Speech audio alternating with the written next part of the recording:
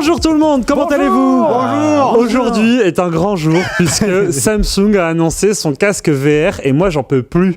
C'est quand même fou qu'il se lance dans ce secteur alors qu'il est complètement mort aujourd'hui, quoi. Enfin... C'est le lancement de Manu, c'est ça ? Non, c'est le mec qui fait le remake du lancement d'avant. Ça arrive. Bon, écoutez, en fait, on va parler de Samsung aujourd'hui, mais on va aussi parler de plein de choses. Et moi, ce dont je suis le plus fier, c'est que on a deux invités d'exception aujourd'hui qui sont... Non, pas vous. Non, deux invités d'exception. C'est clair. Vous allez voir tout à l'heure, on va les interviewer. Ce sont des experts en ressources humaines IA. Complètement fou. Apparemment, aujourd'hui, l'intelligence artificielle occupe une place hyper importante dans les recrutements dans les entreprises. Moi, ça fait un moment que j'ai pas été recruté. Et donc là, j'ai appris ça. Et donc, on va vous donner un maximum de tips sur comment faire pour se faire recruter dans les entreprises qui utilisent de plus en plus des solutions d'intelligence artificielle pour faire la sélection. Donc, il y a forcément des failles. Et ben, on en parlera avec nos invités à la fin de l'émission. Mais avant ça, j'ai deux stars, trois à côté de moi. Quatre. Arrête, moi Et cinquième avec Vic. Eh bien, Hugo, comment vas-tu ? Salut, ça va très bien. Ça fait un bail que je suis pas venu à Unlock, donc c'est un plaisir de revenir toujours. Bah évidemment. Voilà. Vous me voyez en matinée toutes les semaines là, la semaine C'est dernière, cette semaine et la semaine prochaine aussi. Donc en vrai, c'est vrai. On se rôde. Est-ce que cette semaine, t'as une reco à nous donner ? T'as une petite reco perso ? Alors oui, j'ai une reco, j'ai failli la mettre en vidéo. C'est la démo d'un jeu qui s'appelle Skate Story. Ouais. Sur Steam, qui est un jeu de skate un peu d'exploration, un peu le Tony Hawk sous acide. Du coup, c'est une démo qui est sur Steam, hyper belle. Et tu kiffes ? Et je kiffe, et le jeu sort le 8 décembre, et je vous conseille d'aller la télécharger. Après, il y a évidemment plein d'autres jeux, mais je vous juste un petit conseil comme ça. C'est la reco, Skate Story sur Steam. Malheureusement, que des mots sur Steam pour l'instant, mais voilà. Bonjour Cassim. Bonjour Arnaud. Comment allez-vous ? Mais ça va trop bien. Et toi, ta reco, c'est quoi ? Ma reco, c'est un documentaire de France Télévisions dans la série La Fabrique du mensonge, qui est centré sur Elon Musk et sur son rachat de Twitter.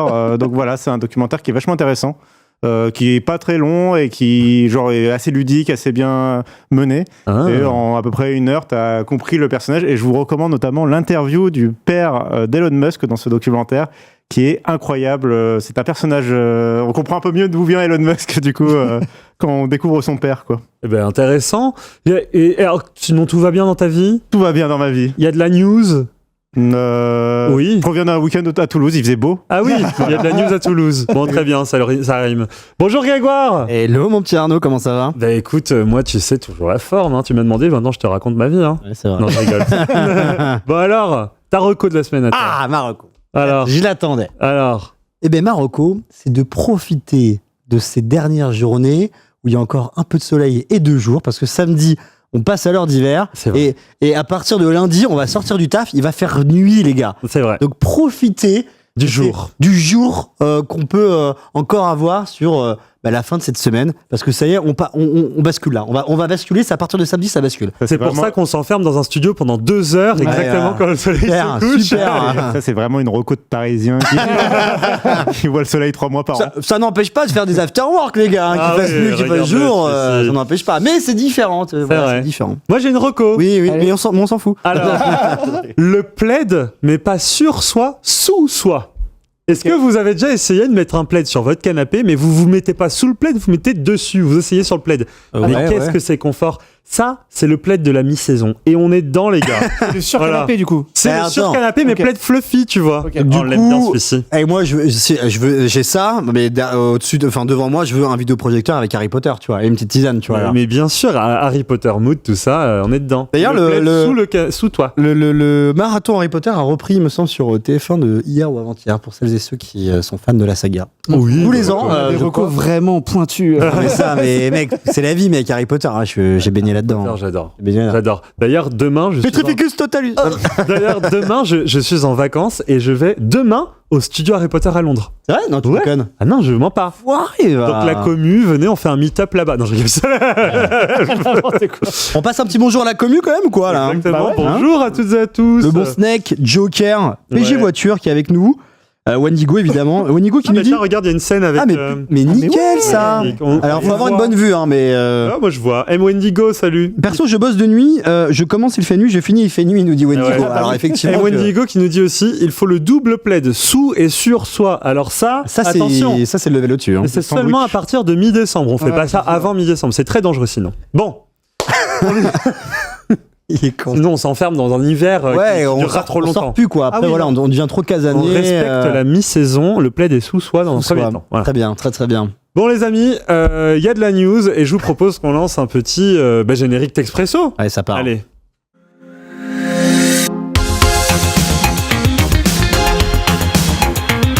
Bon, Samsung part en guerre contre Apple. C'est pas nouveau, mais sur un nouveau secteur, la réalité virtuelle. Ils s'étaient lancés il y a longtemps sur la réalité virtuelle où on mettait des smartphones dans des casques Gear VR. Ouais, les Gear VR, attends, j'en ai essayé ça. C'était très drôle. Ouais. Maintenant, ils se lancent avec un vrai casque de réalité VR et de réalité virtuelle, mais surtout qui tourne sous Android, et ça, c'est quand même assez exceptionnel. Grégoire, raconte-nous tout, je veux tout savoir.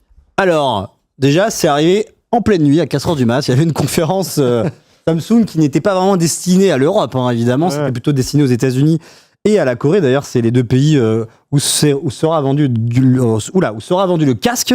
Ouais. Du coup, Samsung, l'approche, elle est totalement différente de celle d'Apple. On a une approche et une vision différente. Apple, je sais pas si vous vous rappelez, avec l'Apple Vision Pro, ils te vendaient le truc comme le futur de l'informatique. Genre, c'est tes nouvelles lunettes que tu vas porter au quotidien. C'est ton remplaçant. Apple le disait, c'est ton remplaçant de l'ordinateur. Oui. Samsung arrive avec une vision, un message différent. On est plus sur un nouveau membre de l'écosystème Samsung. Galaxy. Un nouveau membre de l'écosystème Galaxy. Et on est sur un produit qui est fonctionnel et qui est avant tout destiné pour le divertissement, à savoir les jeux et le contenu à regarder. Mais pas plus que ça. On n'est pas... Samsung n'a pas survendu son casque sur l'usage et sur le fait que ça allait révolutionner notre quotidien, et au travail et tout. Révolutionner la manière dont on allait travailler, la manière dont on allait consommer des contenus. Donc on est sur une approche, je dirais, plus raisonnable, plus modeste. Et du coup, le message n'est pas le même, les promesses ne sont pas les mêmes, le prix est évidemment pas le même. Alors c'est quoi du coup le prix ? Alors le prix, si je dis pas de bêtises, on va rappeler le prix de l'Apple Vision Pro à l'époque. Ouais. On était, il me semble, sur du $3,600. $3,499. Ça revenait à 4 000 € à peu près. En France. C'est ça. Là, on a des prix en dollars et pas en euros pour le Samsung XR, parce que ce n'est pas vendu en Europe. On est sur du $1,799. On n'est plus du tout quand même sur la même tranche tarifaire. C'est moins cher qu'un smartphone pliant chez Samsung. Oui, j'allais te faire la... Mais oui, non, mais c'est vrai. Mais avec, il a 2000 €. Ouais, 2000 €. Ouais. Bah, ça reste très cher, mais c'est quand même 2 fois moins cher que Apple, quoi. Ouais. C'est 2 fois moins cher que Apple pour des usages in fine, alors peu ou prou similaires. Apple, tu peux travailler avec, tu peux aller quand même un peu plus loin. Mais voilà, Samsung l'a vendu très pratico-pratique. Bon, est-ce qu'il est 2 fois moins cher parce que techniquement, il est 2 fois moins bon ? Alors non, pas forcément. On a quand même des specs techniques intéressants. Donc on a un écran devant chaque œil 4K micro LED. Alors attention, c'est du 90 Hz. Apple, ça va être du 120 Hz. Donc il y a quand même des petites différences techniques. Il y a eu des concessions, on va y revenir, etc. C'est du 120 Hz depuis la version mise à jour. Depuis la version mise à jour avec le M5. On a quand même une puce Qualcomm Snapdragon XR de plus qui est taillée grosso modo pour la MR, pour la VR. 256 Go de stockage, 12 Go de RAM. Sur ça, on est sur du classique. Batterie externe. Avec 2 à 2h30 d'autonomie. On est à peu près dans la même veine qu'Apple. Apple même communiqué sur du 3 heures. Bon. Grosso modo, c'est la même chose, mais il y a encore cette contrainte d'avoir une batterie externe avec soi et d'avoir une autonomie quand même assez limitée. Imaginons, t'es dans ton avion, t'as 8 heures d'avion, t'as juste ta petite batterie externe et ça dure. Ah, mais c'est tout juste pour regarder Avatar 2. Hein. Ah, ouais, les films de 3 heures, tu peux pas finalement. Bah non. Ouais, tout à fait. Moi, j'avais noté juste une autre caractéristique, j'imagine que t'as pas fini la liste, mais sur le poids du casque. Oui. Ah, plus léger. 2 fois plus léger que le Vision Pro. C'est son gros problème au Vision. Parce que j'imagine que du coup chez Samsung ils ont plus fait des choix de matières plastiques etc plus légères, j'imagine. Mais c'est bien plus intelligent quand c'est quelque chose que tu portes sur la tête, quoi. On est à 545 grammes quand l'Apple Vision Pro il est autour de 750-800 grammes. Donc on est quand même pas sur une mesure de 1 pour 2 mais presque. Ouais. Tu vois, donc en fait après avoir aussi. C'est sensible quand même comme différence. C'est sensible et avoir aussi après la répartition du poids. Comment elle a été pensée. Si la répartition a mal été faite, attention à l'équilibre global sur la tête. Donc ça, faudra vraiment le voir, le tester par soi-même. Donc voilà, il y a quand même des choses intéressantes. Alors, dis-moi tout. Est-ce que, contrairement à Apple, Samsung a été sur le terrain de l'intelligence artificielle, chose qu'Apple a complètement délaissée sur son casque? Et alors, évidemment, surtout, on a un deal avec Google. Et qui dit Google, dit intelligence artificielle. Gemini. Android XR. Gemini, évidemment, est intégré. Donc, en fait, on a à la fois Android XR et à la fois toute la partie de Gemini. Donc, Android XR, ça a accès à toutes les applications classiques qui ont été conçues, qui ont été taillées pour la réalité virtuelle. Google Maps, YouTube. Intéressant. Il y a même Netflix intégré nativement, chose que tu n'as pas sur l'Apple Vision Pro, parce que Netflix refuse de travailler avec Apple. Ouais. Donc, tu as quand même le service SVOD, quand même, phare, qui est sur le Samsung XR et pas forcément sur l'Apple Vision Pro. On a, comme tu l'as dit, de l'IA générative intégrée. Alors, à voir à quel point le curseur il est hyper poussé ou pas, mais en gros, de ce qui était présenté comme usage, c'est que tu peux lui demander, quand tu regardes, par exemple, une vidéo, une question sur le contenu, qu'est-ce que tu es en train de regarder. Je crois que tu peux entourer peut-être certains éléments. Circle to search dans la vraie vie. Dans la vraie vie, c'est un petit peu ça. Tu peux mute les gens dans la vraie vie aussi. Il faut bien se rendre compte que la réalité l'intelligence artificielle, elle se marie parfaitement sur le principe avec ce genre d'appareil, puisque en fait, le casque, il voit pour la première fois, contrairement à ton smartphone, il voit ce que toi tu vois grâce aux caméras, il entend ce que tu entends parce qu'il y a des micros partout. Donc en fait, ça peut être enfin le rêve de Jarvis et compagnie, il répond à ce que tu es en train de voir plutôt que de lui pointer un smartphone vers un menu ou quoi. Donc c'est ça la promesse, quoi. Et vu qu'on est via une navigation gestuelle, j'ai envie de te dire, le casque et l'écosystème du casque, c'est ce que tu vois.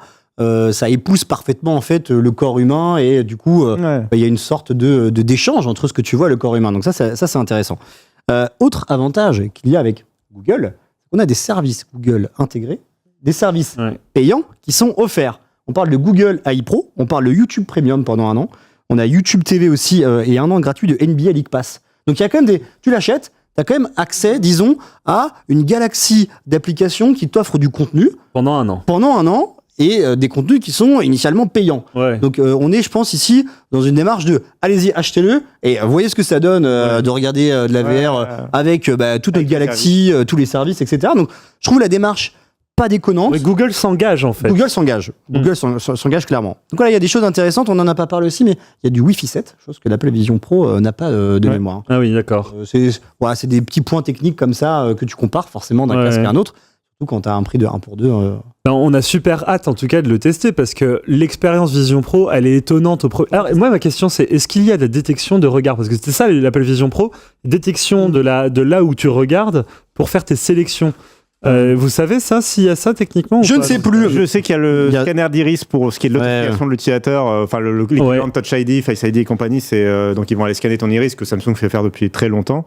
Pour la reconnaissance de l'orientation du regard, j'ai un doute. J'ai vu quand même du suivi oculaire. Ah bah si, il y a pour le rendu. Il y en a. Donc c'est bon. Ah, il y est, du coup. Donc en fait, ça fait comme l'Apple Vision pour rentrer dans les commandes parce que c'était ça un peu la révolution. Oui, t'as des commandes gestuelles, donc tu regardes et c'est ce que nous dit Mamboudja, il nous dit oui, tu cliques. Donc c'est similaire à l'Apple Vision en termes d'expérience. Alors similaire. Sur le papier, après en termes d'expérience pure, donc similaire sur le côté théorique, en termes pratiques, il faudra l'essayer pour voir à quel point c'est aussi intuitif, c'est aussi précis, c'est aussi juste. Ça évidemment, seul un test pourra nous le dire. Parce que Apple était quand même très fort sur cette manière d'interagir avec ce que tu voyais devant toi en réalité mixte.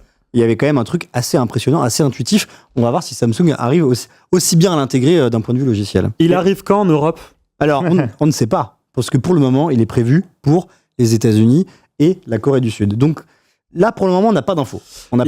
Et moi, j'ai une petite idée, c'est que ce casque, il va peut-être au final jamais sortir en Europe, ou alors tardivement, parce qu'ils ont teasé un autre produit qui est finalement le produit qu'on aurait envie d'avoir aujourd'hui. Ouais, alors ils ont teasé des lunettes qui sont censées concurrencer les lunettes de Meta. Donc là, on est avec Android XR, des Ray-Ban, etc. Display. Donc, alors, c'est vraiment été un teasing, ça a été un petit peu un one more thing à la fin, donc on sait pas grand chose de ça. On sait juste que, en tout cas, Samsung a des velléités en ce sens. On verra ce que ça donnera. Peut-être qu'il faudra attendre 6 mois, 1 an. J'imagine que s'il le tease maintenant, c'est pas pour le sortir dans 2 ans. J'imagine qu'il y aura des fuites parce que c'est Samsung et qu'on connaît beaucoup de choses à chaque fois à l'avance. Donc, on peut s'attendre peut-être Peut-être au MWC, on aura quelque chose en février, je me dis. Ouais, peut-être. Elles vont être montrées, peut-être. En termes de timing, ça serait pas déconnant. Tu le teases fin octobre, tu le montres au MWC. Ouais. Pour moi, le timing, il est intéressant. Ou les montrer à l'Unpacked en janvier avec les Galaxy S26. Bon, on verra. Bon, écoutez, dans tous les cas, comptez sur nous. On va vous tenir au courant et surtout, on va les tester, ces produits, dès qu'on le pourra. Donc, comptez sur nous, même s'ils sortent pas en Europe, ça reste des produits majeurs qui sont hyper intéressants venant d'une marque comme Samsung, quoi. Bon, j'enchaîne. Apparemment, il y a une manif, Hugo, devant les bureaux de Microsoft parce que il y aurait 400 millions d'ordinateurs qui deviendraient obsolètes demain puisque Windows 11 ne pourrait pas être installé dessus. Qu'est-ce qui se passe et c'est quoi ce drama ? C'est vrai que c'est révoltant si c'est ça. Alors ce drama, c'est justement la fin de Windows 10 comme on le connaît. C'est-à-dire que le 14 octobre dernier, donc c'était la semaine dernière... Alors pause, Hugo, rapproche-toi un tout petit peu de Cassim et on reprend ta phase. Ça marche. Je te vois un petit peu lointain sur le plan. Exactement. Du coup, oui, le drama, c'est en gros... Attends, vas-y, repose-toi comme ça et on coupe. Vas-y. Ça marche. Parfait. Ouais, parfait. Vas-y. Oui, le drama, c'est du coup la fin officielle du support de Windows 10 par Microsoft, qui a eu pour date le 14 octobre dernier, donc c'était vraiment la semaine dernière. Et en fait, cette manif, c'était vraiment la manif de l'association contre l'obsolescence programmée. L'association contre l'obsolescence programmée de France. Ils sont devant les bureaux de Microsoft et en gros, le 14 octobre dernier, Microsoft a arrêté tout simplement de supporter Windows 10 dans Windows Update. Alors après, voilà. Ça a été annoncé il y a 4 ans, depuis en gros l'arrivée de Windows 11 sur le marché. On le sait depuis longtemps, mais en gros, ça reste compliqué comme transition vu que les deux OS se ressemblent beaucoup, mais il y a un petit problème au niveau matériel, c'est que pour beaucoup, les gens devront changer de PC pour passer à Windows 11. Comment ça se fait que certains ordinateurs ne puissent pas être mis à jour vers Windows 11 ? Alors, vraiment, Windows 11 a deux obligations. Il faut avoir une puce TPM 2.0. On en a déjà parlé plusieurs fois dans l'émission et en matinale. En gros, il faut un BIOS qui est compatible Secure Boot, donc démarrage sécurisé. Donc c'est vraiment une fonctionnalité de sécurité qui en gros s'assure que vous démarrez Windows avec les fichiers de base, les processus sécurisés de Windows et une puce dans votre ordinateur, vraiment dans votre ordinateur, soit ordinateur fixe, soit ordinateur portable, qui s'appelle le TPM 2.0.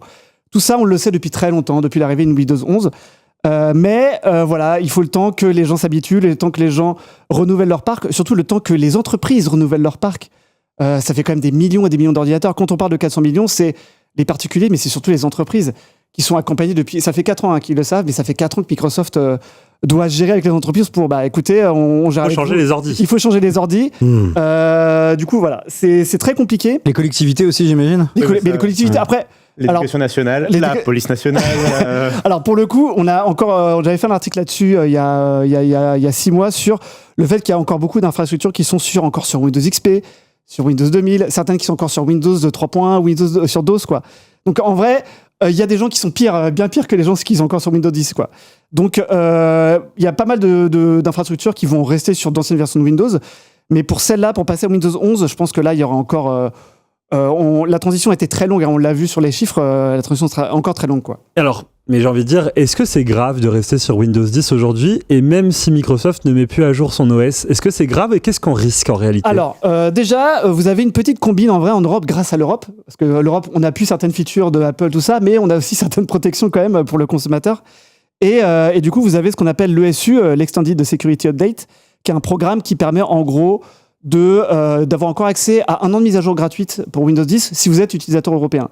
Là, il suffit juste de s'inscrire. Là, si vous lancez Windows Update sur Windows 10, vous vous inscrivez gratuitement et vous avez 1 an de mise à jour gratuite à Windows 10. Après, vous devez encore payer 30 € par an. Donc en vrai, vous avez, on va dire, encore une soupape derrière pour avoir des mises à jour gratuites. Mais ça va pas continuer pendant 107 ans, quoi. Du coup, il y a un moment donné, vos programmes ne seront plus supportés officiellement par leurs développeurs. Windows ne sera plus officiellement supporté par Windows 10 ne sera plus officiellement supporté par Microsoft.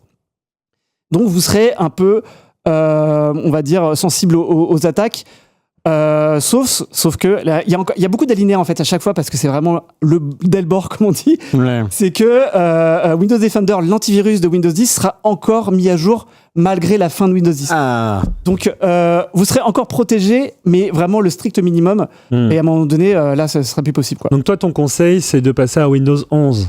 En vrai, il y a quelques années, Windows 11, moi, j'étais pas forcément pour. C'était vraiment une mise à jour qui était, pour moi, esthétique seulement, avec un menu démarrer qui, du coup, le fameux menu démarrer qui n'était pas vraiment comme celui qu'on voulait. Pour moi, c'est un système qui s'est vraiment amélioré, aussi bien en termes de performance que d'usabilité par l'utilisateur, quoi. Du coup, il y a deux versions de Windows 11. Il y a le Windows 11 pas IA, c'est-à-dire le Windows 11 que vous avez si vous n'avez pas de PC Copilot+, on va en parler. Mais le Windows 11 que vous avez sur votre PC fixe pour jouer, ou sur votre ancien PC peut-être, et le Windows 11 Copilot. Et là, Copilot, c'est l'IA de Microsoft qui a été déployé officiellement l'année dernière.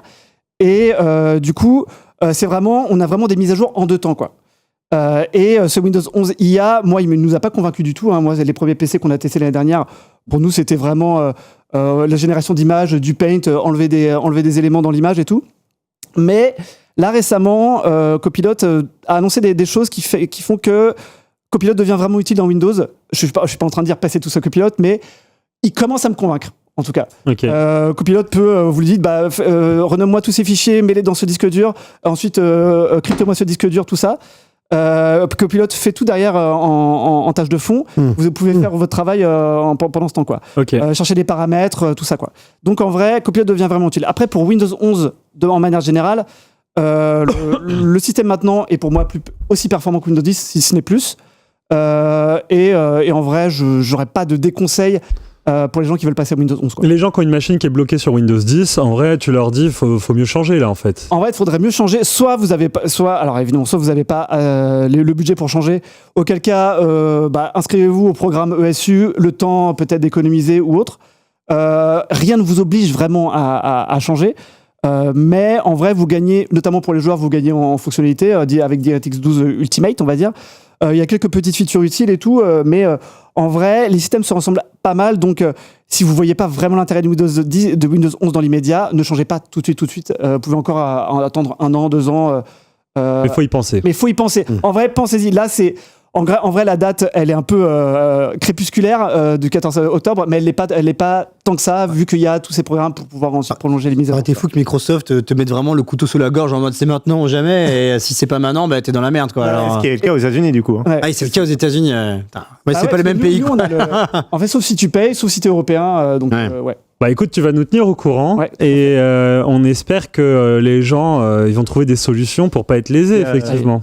Moi, depuis quelques mois, je me permets, mais depuis quelques mois, j'ai installé Linux. Alors, c'est plutôt pour les utilisateurs vraiment avancés qui s'y connaissent. Ceux qui aiment bien bidouiller. Moi, je conseillerais pas ça au grand public. Genre, si on s'y connaît pas, je préférerais pas le recommander parce que c'est un peu touchy de l'installer.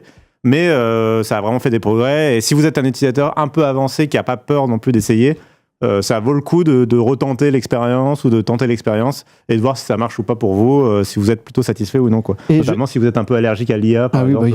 Et je sais qu'aux États-Unis, il y a des programmes parce que toutes les machines qui ne sont pas supportées par Windows 11, du coup, est-ce qu'elles sont obsolètes ? Pas forcément si on installe Linux dessus. Ouais. Du coup, j'ai vu une vidéo de Gamers Nexus, j'en ai parlé en matinale, mais qui allait dans. Il y a des programmes on réhabilite toutes ces machines-là, on installe Linux dessus, tous les gens dans les collectivités récupèrent les PC portables et les PC fixes, regardent s'ils marchent encore, et après on regarde si Linux passe dessus, et après c'est des machines qui peuvent être utilisables et sécurisées surtout pour le grand public, et même si Linux évidemment il y a un petit période d'apprentissage, mais en gros c'est des machines qui ne vont pas la benne, quoi, forcément. Ok. Écoutez, on vous tient au courant sur ces sujets-là, parce que c'est vrai que c'est important, et je pense qu'il y avait plein de gens qui étaient en colère, et ils avaient raison de se poser des questions, et on est là pour leur répondre. Bon, on enchaîne. On a eu super peur. Parce que vous êtes peut-être pas sans le savoir. Je refais, il y avait des images d'illustration. On a eu super peur parce que vous êtes peut-être pas sans le savoir, mais SFR va peut-être fermer ses portes, en tout cas, ou être racheté, on sait pas. Et il y a un monde dans lequel il y a plus que 3 opérateurs sur le marché français, et ça changerait un peu toute la donne.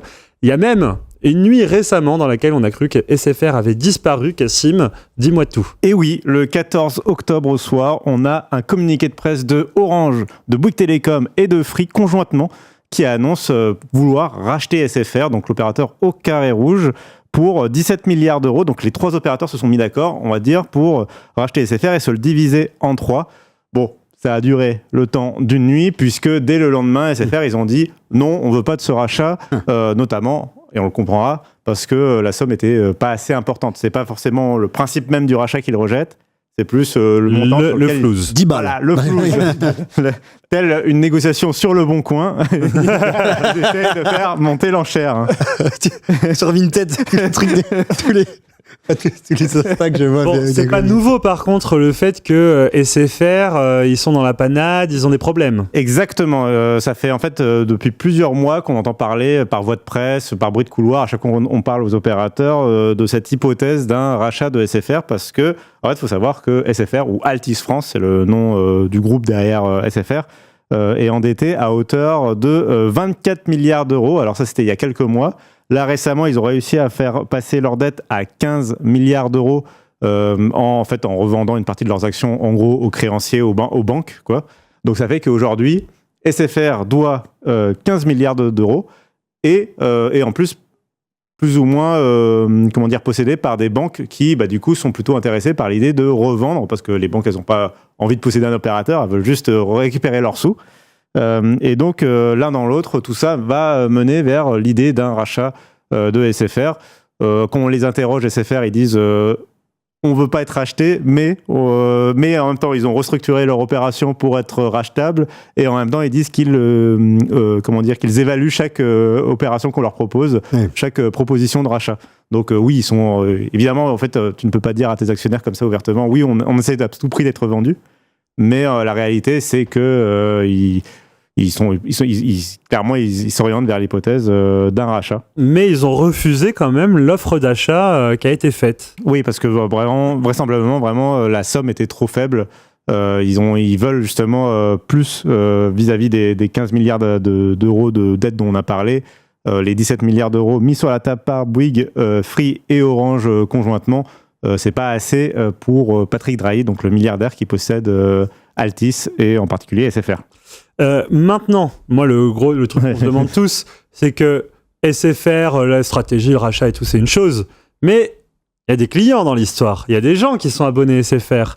Est-ce qu'ils doivent avoir peur? Est-ce qu'ils doivent quitter SFR pour aller chez un autre opérateur? Alors, la réponse courte, c'est non, il n'y a pas besoin d'avoir peur. Effectivement, on parle quand même de 20 millions d'abonnés mobiles. Hein, donc, ah oui, quand même. C'est énorme. 20 millions. Ouais, c'est énorme. Ouais, c'est quand même vraiment beaucoup de monde. Donc non, il n'y a pas besoin d'avoir peur, parce que même si le rachat devait avoir lieu là aujourd'hui, il faudra encore que ce soit étudié par l'autorité de la concurrence. Il faudra que l'autorité de la concurrence valide le rachat. Ensuite, ça passe dans les mains des nouveaux opérateurs. Et même là, dans ce cas-là, en fait, il faut savoir que dans ce genre d'opération de rachat, les abonnés, généralement, restent, on va dire, de leur point de vue, ont l'impression de rester chez l'ancien opérateur. Ils restent sur le contrat qu'ils ont signé. Ils restent sur le contrat qu'ils ont signé, l'interface client ne change pas, etc. Et en fait, petit à petit, pendant quelques années, on va te faire transitionner vers ton nouvel opérateur. Tu vas recevoir un mail de Bouygues Télécom, par exemple, qui va te dire « Votre forfait K Rouge SFR évolue pour devenir un forfait BNU++. Et on va te vendre ça en te disant « voilà, attention, rien ne changera pour vous, etc. » Quoi qu'il arrive, rassurez-vous, même si le rachat devait se faire, vous n'allez pas du jour au lendemain, par exemple, ne plus capter avec votre téléphone portable ou ne plus avoir Internet avec votre box SFR. Ça va être justement récupéré par les nouveaux opérateurs. Mais du coup, l'opération, on ne sait pas encore exactement, même si le rachat devait être fait, qui récupérerait quoi. Par exemple, on ne peut pas dire aujourd'hui, je suis abonné SFR Box, est-ce que je vais devenir client Orange, client Bouygues ou client Free, quoi. Et là, tu dis qu'ils ont refusé à 17 milliards la proposition d'Orange, de Free et de Bouygues. Ils voudraient combien pour accepter un rachat? On sait pas exactement, évidemment, tout ça c'est affaire de négociation et de gros sous, hein, mais on imagine qu'ils essayent de viser le plus possible vers les 30 milliards d'euros, donc c'est quasiment 2 fois plus. Ouais. J'imagine qu'à l'arrivée ça va être entre les deux, c'est le principe d'une négociation, mais en tout cas ils n'ont pas l'air de vouloir abandonner le sujet. Bouygues, Orange et Free. Il faut savoir aussi, il y a quand même une autre question qui se pose. Là, on a parlé des abonnés SFR. Il y a une question, c'est les autres abonnés français.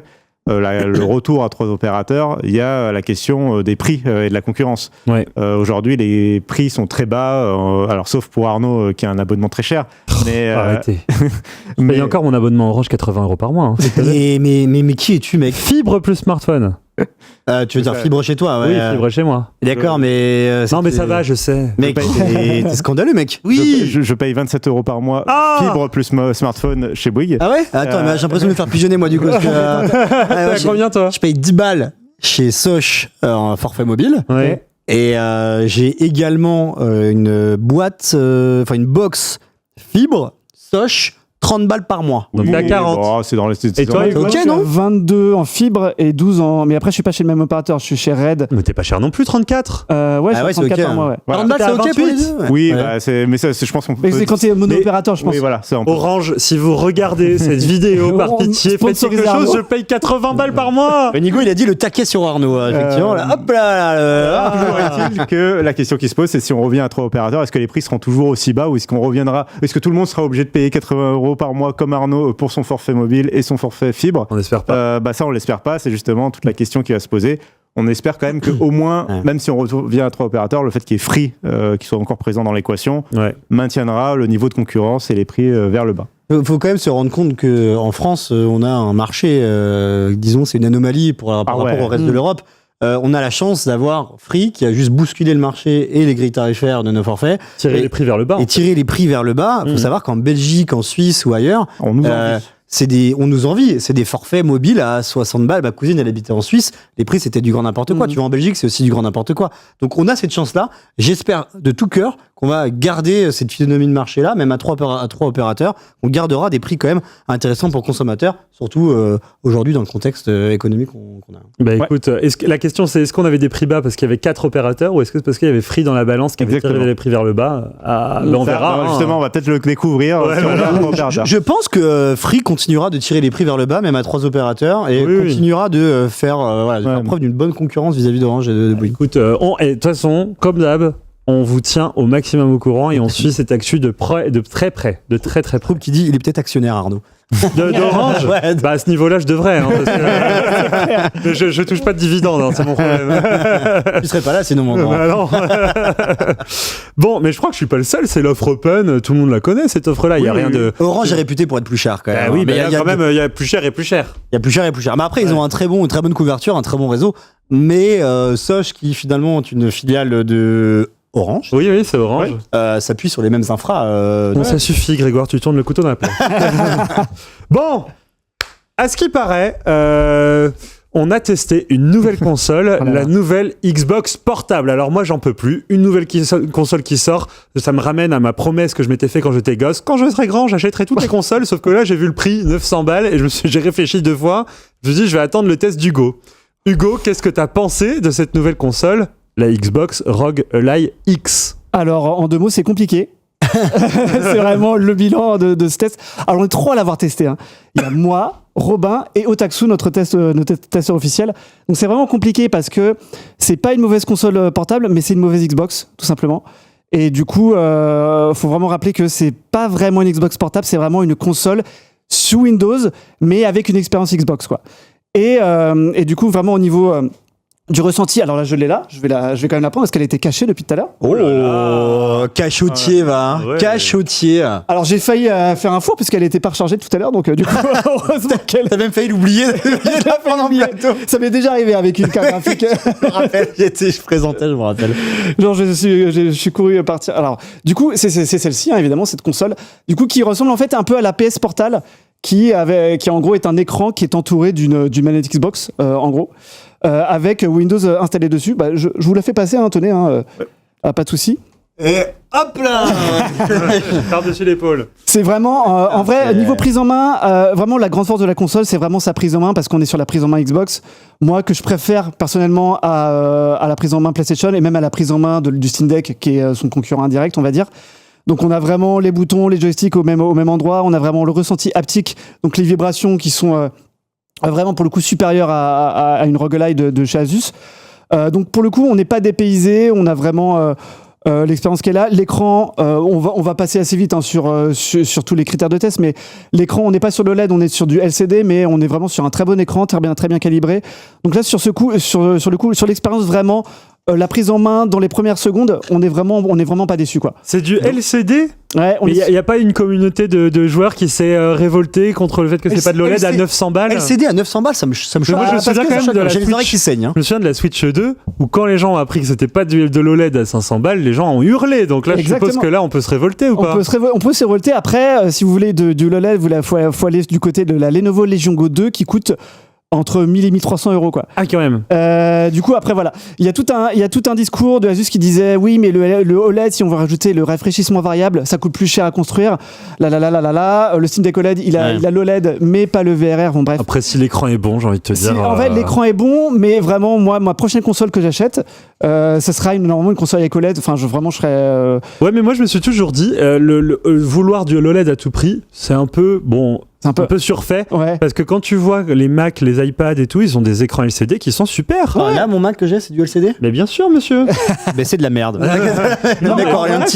C'est des super écrans, oui, donc en fait, t'as du très bon LCD. Oui, mais c'est chez Apple. Chez Apple, techniquement, ils ont des écrans qui sont très bien calibrés avec parfois des contrastes qui sont beaucoup plus, assez supérieurs par rapport au PC, quoi. Moi, de tout ce que tu dis pour l'instant, j'ai l'impression, parce qu'en fait, c'est une console qui est fabriquée par Asus et vendue par Microsoft avec l'interface Xbox. Moi, j'ai l'impression que Asus a fait sa part du contrat, on va dire, et qu'ils ont fait le job.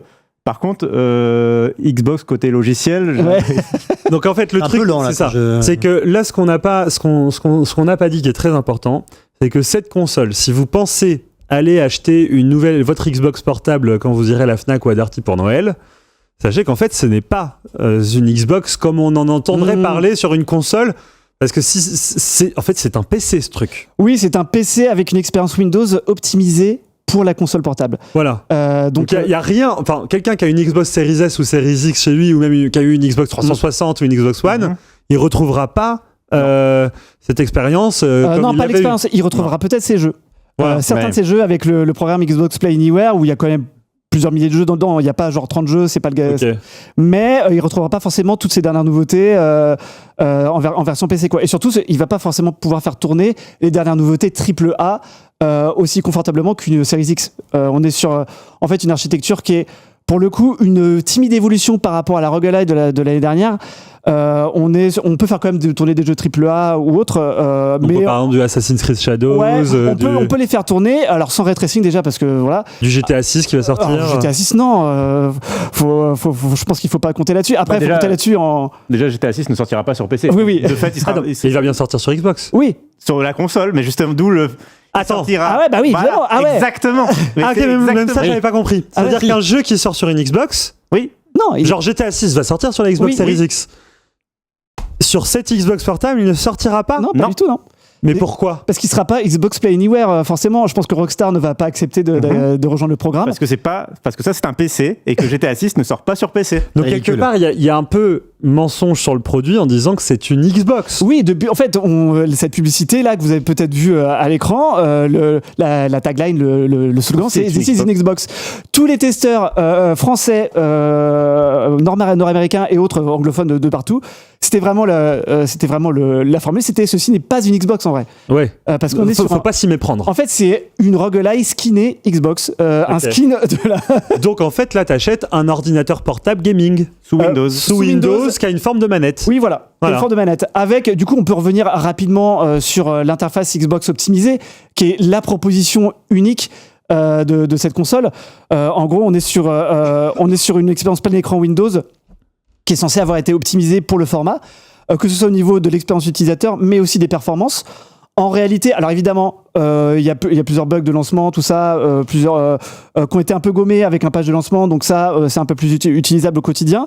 Mais on reste sur une surcouche, et non pas une version de Windows optimisée, mais une surcouche, comme peut le proposer Asus, Lenovo et autres, une surcouche qui, du coup, fait un petit app, comme on dit, c'est-à-dire que on n'est pas sur la promesse vraiment d'un Windows qui révolutionne un peu le gaming sur PC, quoi. Ouais. Et même au niveau perf, moi je vais sortir un article prochainement sur en vrai les niveaux perf on gagne petit, quoi. C'est vraiment à la marge, quoi. Attends, tu parles de performance. Ouais. C'est une console qui coûte 900 €. À 900 €, moi de ce que j'ai compris, dedans on a le dernier processeur en vogue d'AMD qui apparemment est un monstre de puissance. Toi, du coup, attends, quoi qu'il arrive, quand on joue sur cette console PC, ça tourne. Ça tourne. Alors évidemment, ça tourne. Parce qu'il y a un bon processeur. Ah, il y a un bon processeur. On est sur de l'équivalent du Z1 Extreme de l'année dernière. On est sur le Z2 Extreme de cette année. Donc normalement, et là on pourra raconter un peu ce qui nous est arrivé, mais normalement on est censé avoir un gap de performance par rapport à l'année dernière. Ouais. On l'a vu dans certains tests de nos confrères. Il y en a un dans certains cas.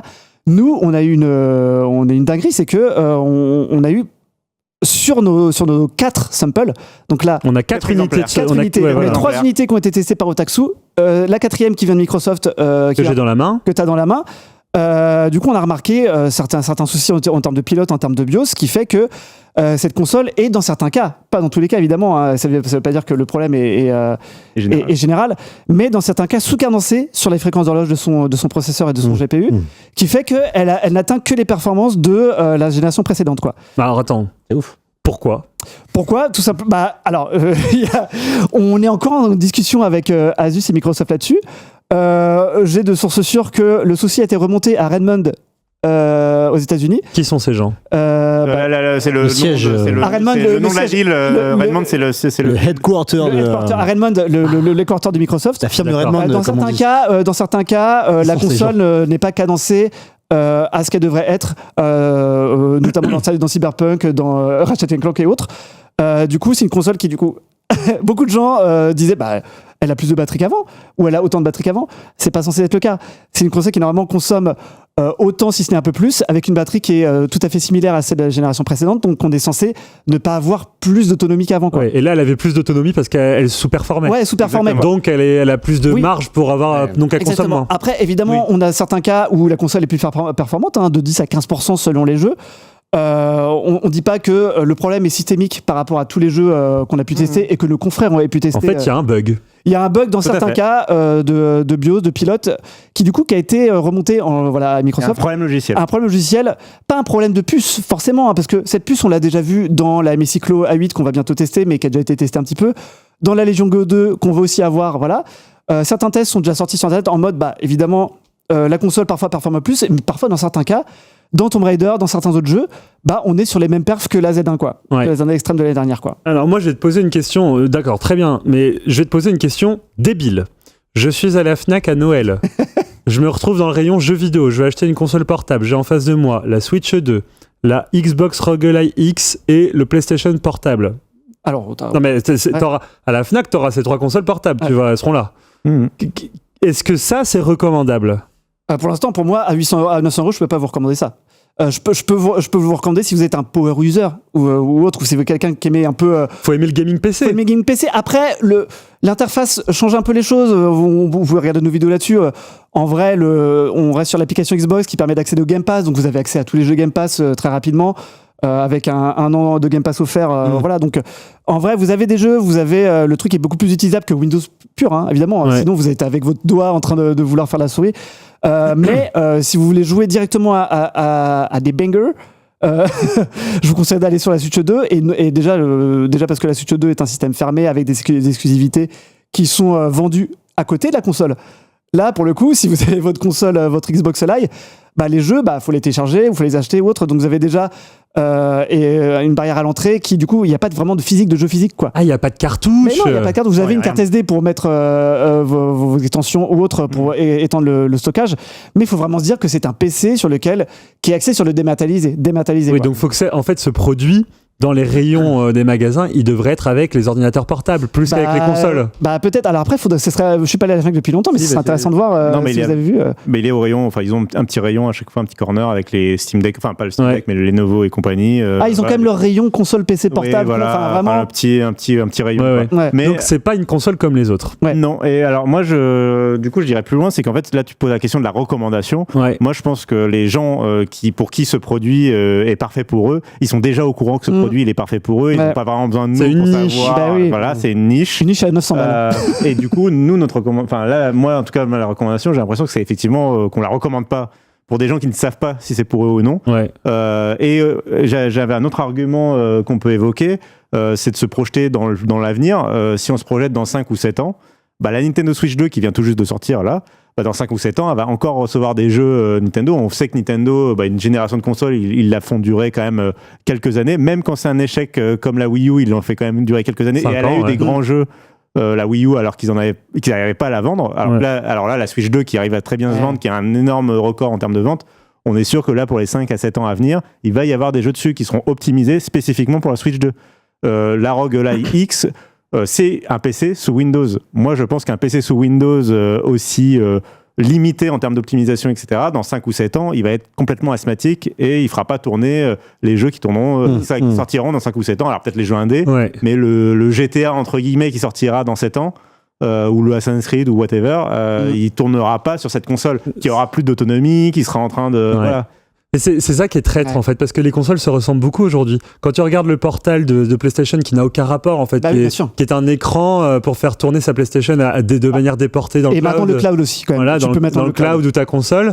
La Switch qui est une console à part entière et ça qui est un PC. En fait, ils se ressemblent tous, ils ont des formats similaires, mais ça tourne jamais de la même manière. Donc moi, je me mets à la place. Je comprends ce que c'est parce que je travaille chez Frandroid, mais je me mets à la place du consommateur. Mais c'est une folie, c'est illisible de comprendre la différence entre ces produits. Surtout, c'est les mêmes visuellement. Surtout quand dans le nom, là, tu as Xbox ou PlayStation, t'as PlayStation dans le nom, t'as l'impression que, en plus, portable, tu sens qu'ils ont quand même vachement joué sur la confusion. Mais ça, c'est un caprice un peu de Phil Spencer, qui est le boss de Microsoft Gaming, qui du coup adore le format console portable, et s'est dit, si on se lance... Alors, si on se lançait sur le format, parce que j'aimerais bien que Xbox soit sur portable, faut se rappeler que il y a une Xbox portable qui est peut-être en carton, qui l'a été, une vraie Xbox portable, c'est-à-dire une console comme ça, non pas avec un Windows 11 hybride, mais vraiment avec un système Xbox fermé de console, qui a été retardé ou annulé. Alors pour l'instant, voilà, on sait pas trop. Là, en ce moment, il y a des interviews qui sortent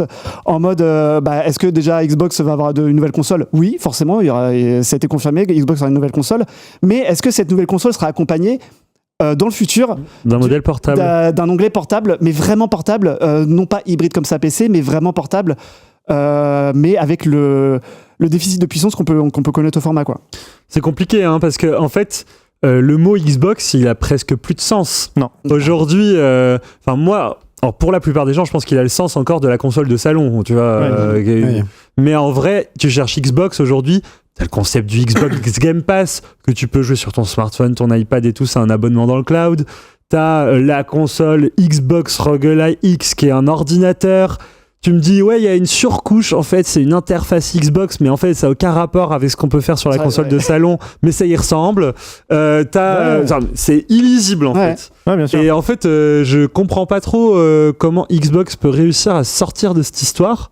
Je pense qu'eux-mêmes ne le savent pas non plus. Et que c'est l'illustration de cette console, la sortie de cette console est l'illustration parfaite de la confusion dans laquelle est actuellement Xbox et ne sait plus vraiment ce qu'il est. Est-ce qu'ils sont un éditeur de jeux vidéo ? Est-ce qu'ils sont un constructeur de consoles ? C'est une espèce de philosophie gaming en fait. On est sur une crise d'identité. Faut se rappeler quand même qu'ils ont quand même complètement bouleversé, parce que cette console elle est quand même faite pour vendre du Game Pass aussi. On l'a dit. Enfin c'est quand même la force par rapport notamment au Steam Deck. Quand tu sors cette console-là, si tu achètes cette console-là, tu as quand même tout intérêt à t'abonner au Game Pass et à avoir plein de jeux. Quand même, la problématique autour de cette console, c'est quand même aussi que 2 semaines avant la commercialisation, ils ont complètement refondu l'abonnement Game Pass pour augmenter les prix, voire doubler les prix dans certains cas. Et donc, ils ont crispé énormément les fans de jeux vidéo 2 semaines avant le lancement de leur console. Donc, tu vois, c'est comme si Nintendo, ils avaient annoncé le doublement du prix du Nintendo Online 2 semaines avant le lancement de la Switch 2. Tu vois, tu fais pas ça. Donc, on sent que c'est un peu la confusion chez Microsoft, qui savent plus trop où ils sont. Bon, on verra dans les années à venir. Et un truc qui m'a marqué, c'est que j'ai rarement vu la presse tech aussi clivante sur un test de produit. On a de tout. On a des excellentes notes, comme des bonnes notes, comme des notes moyennes, comme The Verge qui défonce le produit. Et tu sens que c'est un produit qui a du mal à être compris, peut-être. Tu vois, alors, quand tu vois ce spectre de notes et de critiques, c'est quand même, ça reflète quelque chose aussi, tu vois. Alors. Il est tellement unique qu'après qu'il est difficile à évaluer aussi. Peut-être qu'il est difficile à faire rentrer dans les cases. Est-ce que c'est comme une console également. Un PC et chaque média a sa méthodologie, son protocole aussi. Mais et il y a un truc aussi, c'est que chacun a son rapport avec la marque Xbox. Et du coup, j'ai l'impression que chaque personne, journaliste ou non, ou influenceur, ou créateur de contenu, a envie de raconter l'histoire qui lui plaît bien par rapport à cette console. Moi, tu vois, je comprends Xbox comme une console. T'en as d'autres qui vont s'attacher au Game Pass et qui vont se dire, mais ça c'est génial pour jouer au Game Pass. T'en as d'autres qui vont se dire, mais c'est génial de faire un joueur PC parce que le PC c'est. Et en fait, selon ton attache au gaming, Xbox a une réponse pour toi, mais pour le grand public, c'est illisible. Et j'ai l'impression que parfois, les gens racontent pas la même histoire parce qu'en fait, ils ont pas le même intérêt personnel face à ce que représente une Xbox pour eux. Donc il y a un peu de ça pour moi. Pour le coup, il faut rappeler que c'est une console qui est construite avec Asus, donc c'est Asus et Microsoft, donc on reste encore. Qu'est-ce qu'il y a de Microsoft en réalité là-dedans? T'as la touche Microsoft qui est là et qui amène à l'interface du coup. Oui, qui amène à l'interface. T'as les gâchettes, t'as toute l'expérience, la manette quand même, enfin toute cette expérience.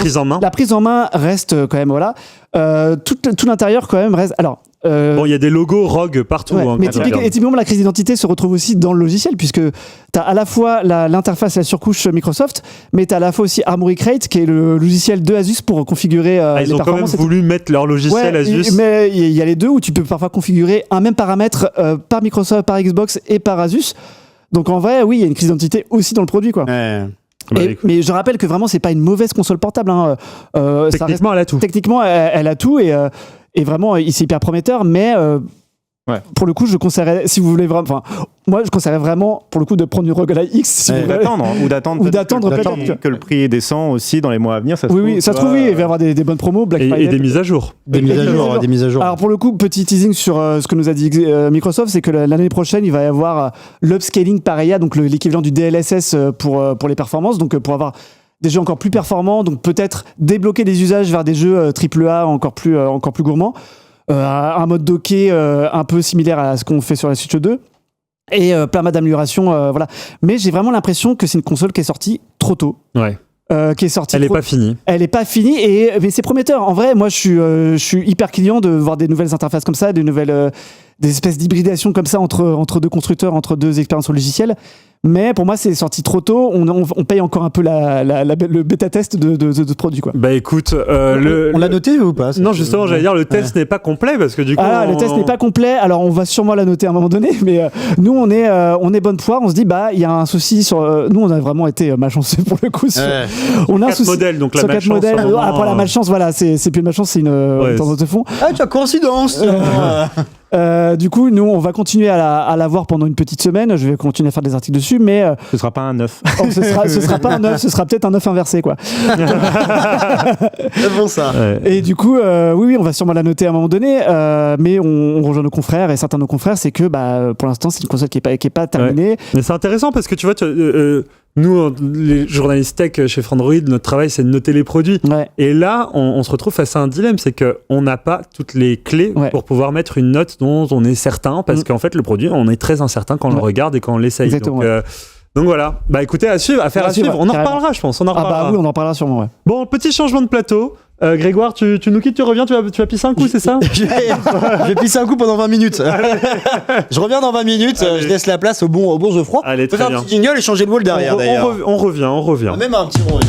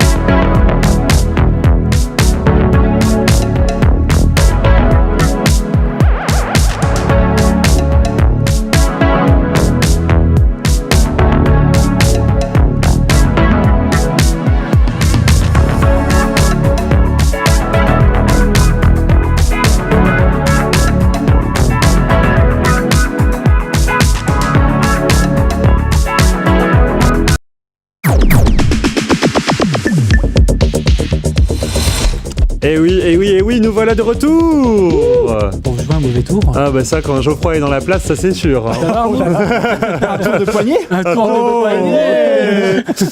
Comment vas-tu? Ça va très bien. Bah oui, écoute, je te vois avec toujours 40 000 montres au poignet. Ouais, et pour le coup, en plus, la saison a été bien chargée. Donc... Oui, il y en a pas mal des montres là. Il y en a beaucoup qui sont sortis. Il y en a beaucoup. Donc c'est un marché qui fonctionne. C'est un marché qui fonctionne bien, où il y a de plus en plus d'acteurs, où il y a de plus en plus de modèles innovants, d'innovation, et on va parler un peu de tout ça, donc ça va être chouette. Donc, Geoffroy, tu as testé depuis le début de l'année une 40aine de montres pour Frandroid. Bonjour. Mais jamais en retard. Non mais quand on parle de... Si, en plus c'est ça. Quand on dit qu'on cherche des experts dans leur sujet, je crois que on a le man. Bon alors, sur toutes ces montres qui sont sorties en 2025, tu as décidé de faire un classement et de nous dire quelles sont celles que tu recommandes aux gens selon leurs usages. Ouais, parce qu'en fait, bon, c'est toujours intéressant de parler du prix, et on en reparlera sûrement d'ici la fin d'année des meilleurs rapports qualité-prix ou la meilleure montre à moins de tel prix, etc. Mais ce qu'on s'est dit, c'est qu'en fait, ce qui est le plus intéressant quand les gens recherchent une montre connectée, c'est la recherche pour un usage spécifique. Ça va être pour la santé, ça va être pour le côté installer des applications, donc plutôt une Apple Watch, une montre Wear OS, plutôt pour le sport, quel type de sport, etc. Donc c'est un peu tout ça dont on va parler. Bah alors je te propose qu'on commence par exemple par les montres plus classiques, celles qu'on connaît le mieux, les Apple Watch, les Galaxy Watch, etc. Celles qui ressemblent plus à nos smartphones. C'est ça, celles où on va pouvoir installer des applications. Alors juste petit rappel de base, si vous avez un iPhone, les montres Wear OS ne seront pas compatibles. Si vous avez un téléphone Android, les Apple Watch ne seront pas compatibles. Donc grosso modo, c'est des systèmes fermés en tout cas sur ces écosystèmes-là. Donc je vais vous donner deux recommandations, une pour Wear OS, une Apple Watch. Comme ça, vous aurez pour tous les goûts. Et pour Wear OS, je recommande pour le coup cette année la Google Pixel Watch 4. Donc la montre de Google, pas celle de Samsung. C'est Samsung, on en reparlera un petit peu plus tard. La Pixel Watch 4 déjà parce que c'est un très très bel écran. Elle a des fonctions qui sont très poussées, mais comme c'était déjà le cas l'an dernier sur le suivi sportif.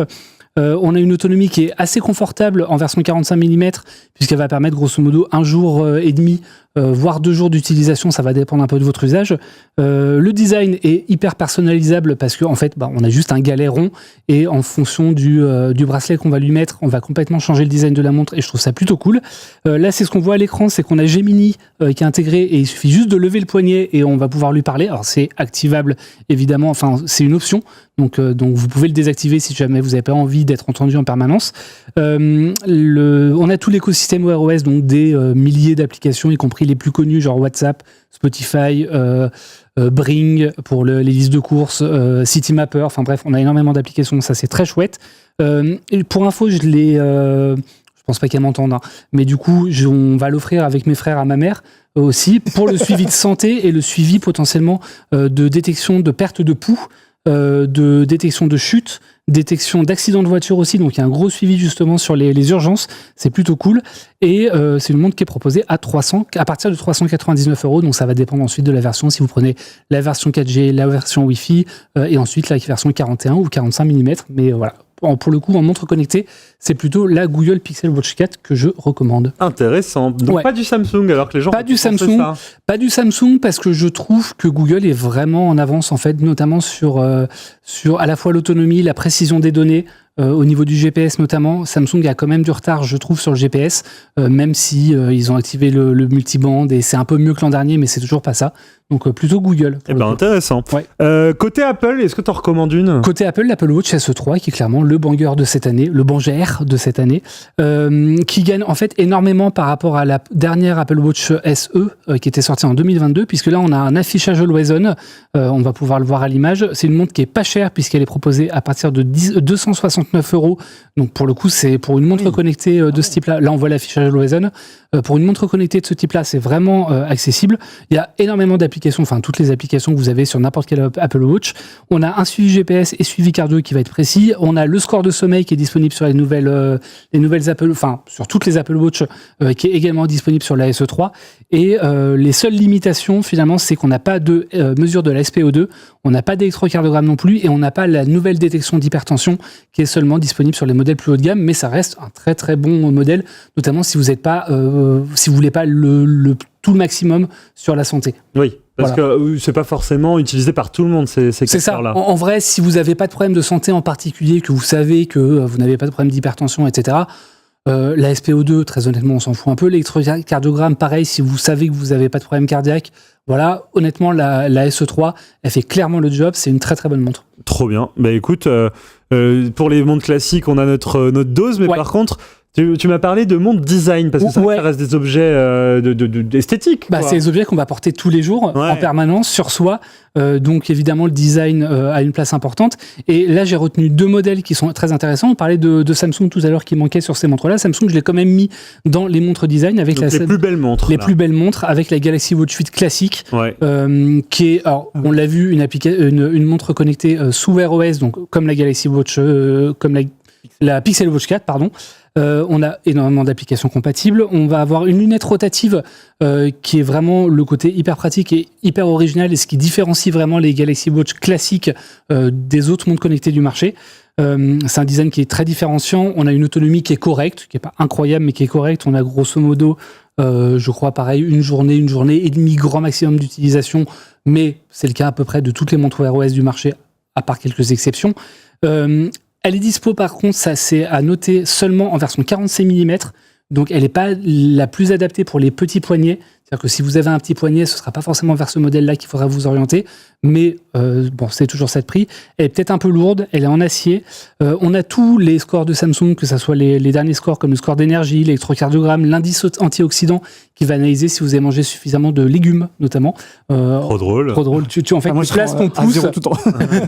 Tu places ton pouce au dos de la montre sur le capteur de fréquence cardiaque optique et ça va analyser ça.